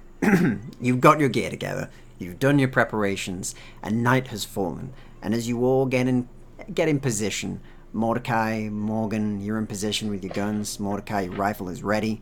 You hear the distant rumble of a cart, of the horses, of the hooves hitting the ground, and the heavy armored cart rolling in, roaring almost on the path as it hits rocks and smashes them almost with its weight and the power of it. And you hear the logs go into place. As over that noise, you see the distraction logs are placed on either side of the road to stop the cart in its tracks. The logs are large, not like the pebbles it's currently running over. They'll have to at least think about this, and you position yourself up. And as the moon hits overhead and the entire valley is painted in a silvery light, you prepare yourselves, you line up your shots, and we'll call it there. cool. So, thank you very much for playing. It's been an absolute blast, and thank you for everybody who's been watching, and for the raiders and the subscribers. You're all awesome. Thank you very much. Thank you. And Thank right, you. so we're gonna go around. We're gonna basically let us know who you are, where we can find you online, if anywhere for some of you, and let us know something you're working on or something you're doing, and of course, your favorite moment from today. So we'll start in the same order as before, and we'll go with Morgan. Right. So again, thank you all for playing with me and watching, I guess. I've been Morgan. My favorite situation, my favorite scene. Ooh, I really don't know. I like some of the really intense, kind of really like cowboy-esque Western feel from, Almeida and Mordecai. That was like, the bromance was real. I love that. I just really liked Jonny overall. I loved how sweet and adorable he was. That was great. It was a good laugh. And that was fun. As for, and you said it was our favorite moments in this game. So and who you are really, other than that. So yeah, that's probably quite important. So I'm Loria Lark. You could probably find me on Twitter or Instagram. Mostly Instagram, because that's why I post pictures of my cat and the food I like to make. I'm currently working on more cosplay stuff, trying to get myself a hat and drawing things, so that'll be kind of fun. Brilliant. And yeah, loved Morgan today. Always fun, and the cosplay's looking good. She Looking forward to the hat. At the moment, you're like, oh my god, yes. You're like Western by Wendy's, so it's kind of interesting, So, Wendy's is like, I'm not sure if they have them in America, but like Wendy's needs like a proper like pigtail and like braids. That's fair. But anyway, thank you for playing, and we'll go down to our favorite doctor, Mr. Snips. Thank you all for watching, guys. I am Simon. You can find me on Twitter at 5roundsmore. My favourite moment from today's game, I think it has to be the interaction, like playing that out with Jonny and stuff in the town, and kind of like just kind of bouncing a bit off each other with regards to dealing with the grannies and stuff. I found that quite entertaining. And I did also I agree with Loria that like that moment with Mordecai and I can't ever remember his name. Almeida, thank you, was really, really good as well. Things I'm working on, I'm currently looking at becoming, I am a professional DM working in the UK. And I'm looking at getting together sort of like a Let's Play YouTube channel and various other bits as well. So keep your eyes open, and hopefully I'll be publishing some of my work on either DM's Guild or Drive Through RPG. That sounds awesome. Thank you very much for coming on as well. And yeah, definitely follow over at 5 Rounds More as well. There'll be some cool stuff coming there. And of course, we'll look to see you in 2 weeks from now as Dr. Snips as well. And of course, Rootin' Tootin' Mordecai. Had to get one Rootin' Tootin' in there. Yeah. Rootin', tootin', lootin', shootin'. It's okay. Off next time around, wouldn't it, boys? Hey.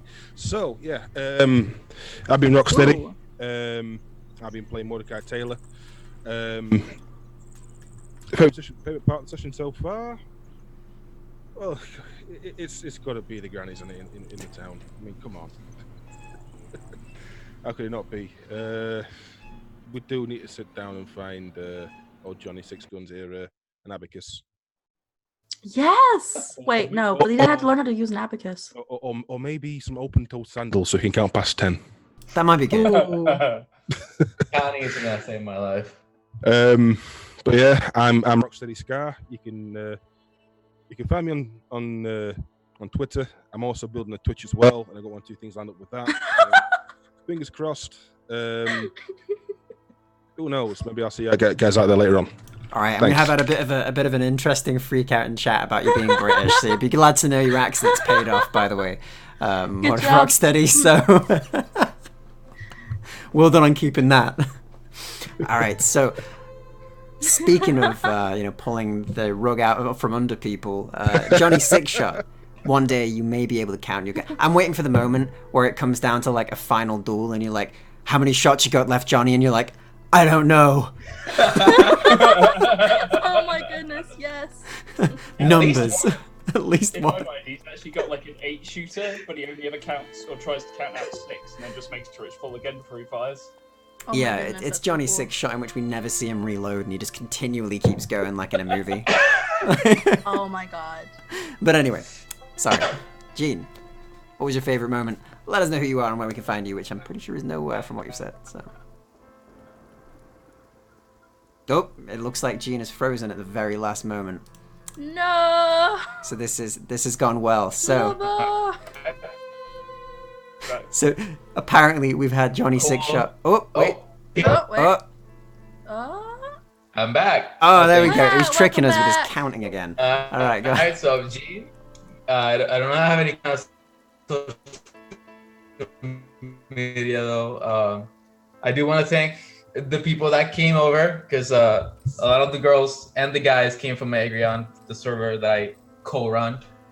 Thank you guys for showing up.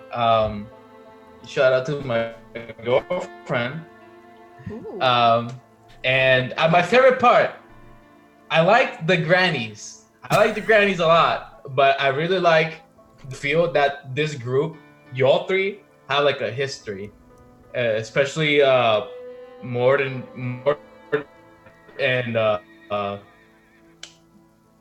Armada. Almeida, yeah. There's like that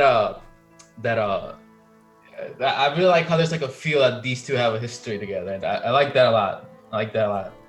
Yeah, they certainly do have a history together, as I'm sure we'll find out in future episodes. And thank you very much for coming, by the way. It's awesome to have you. Johnny's great. We'll one day see if he can count. Maybe one day he'll be an appropriate amount of shots based on his gun that he gets.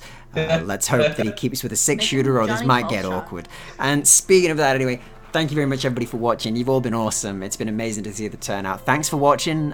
Come back 2 weeks from now. We'll be doing another session of this game, the second session, and you can also find them over at YouTube on A Hollow Tale. That's just youtube.com/hollowtale, and you can find everything there. There's playlists for all of the games at the bottom. I keep them all in a handy little location on the main channel, so you don't get spammed by the many games that are going on there. But look in there. There's going to be a Deadlands, a Wanted Dead or Alive playlist. You'll find this VOD and many others coming soon. And there's also a brilliant Unhallowed Metropolis game as well. That's on next Saturday. It alternates with this. That is a Victorian post-apocalyptic horror game and is pretty intense stuff.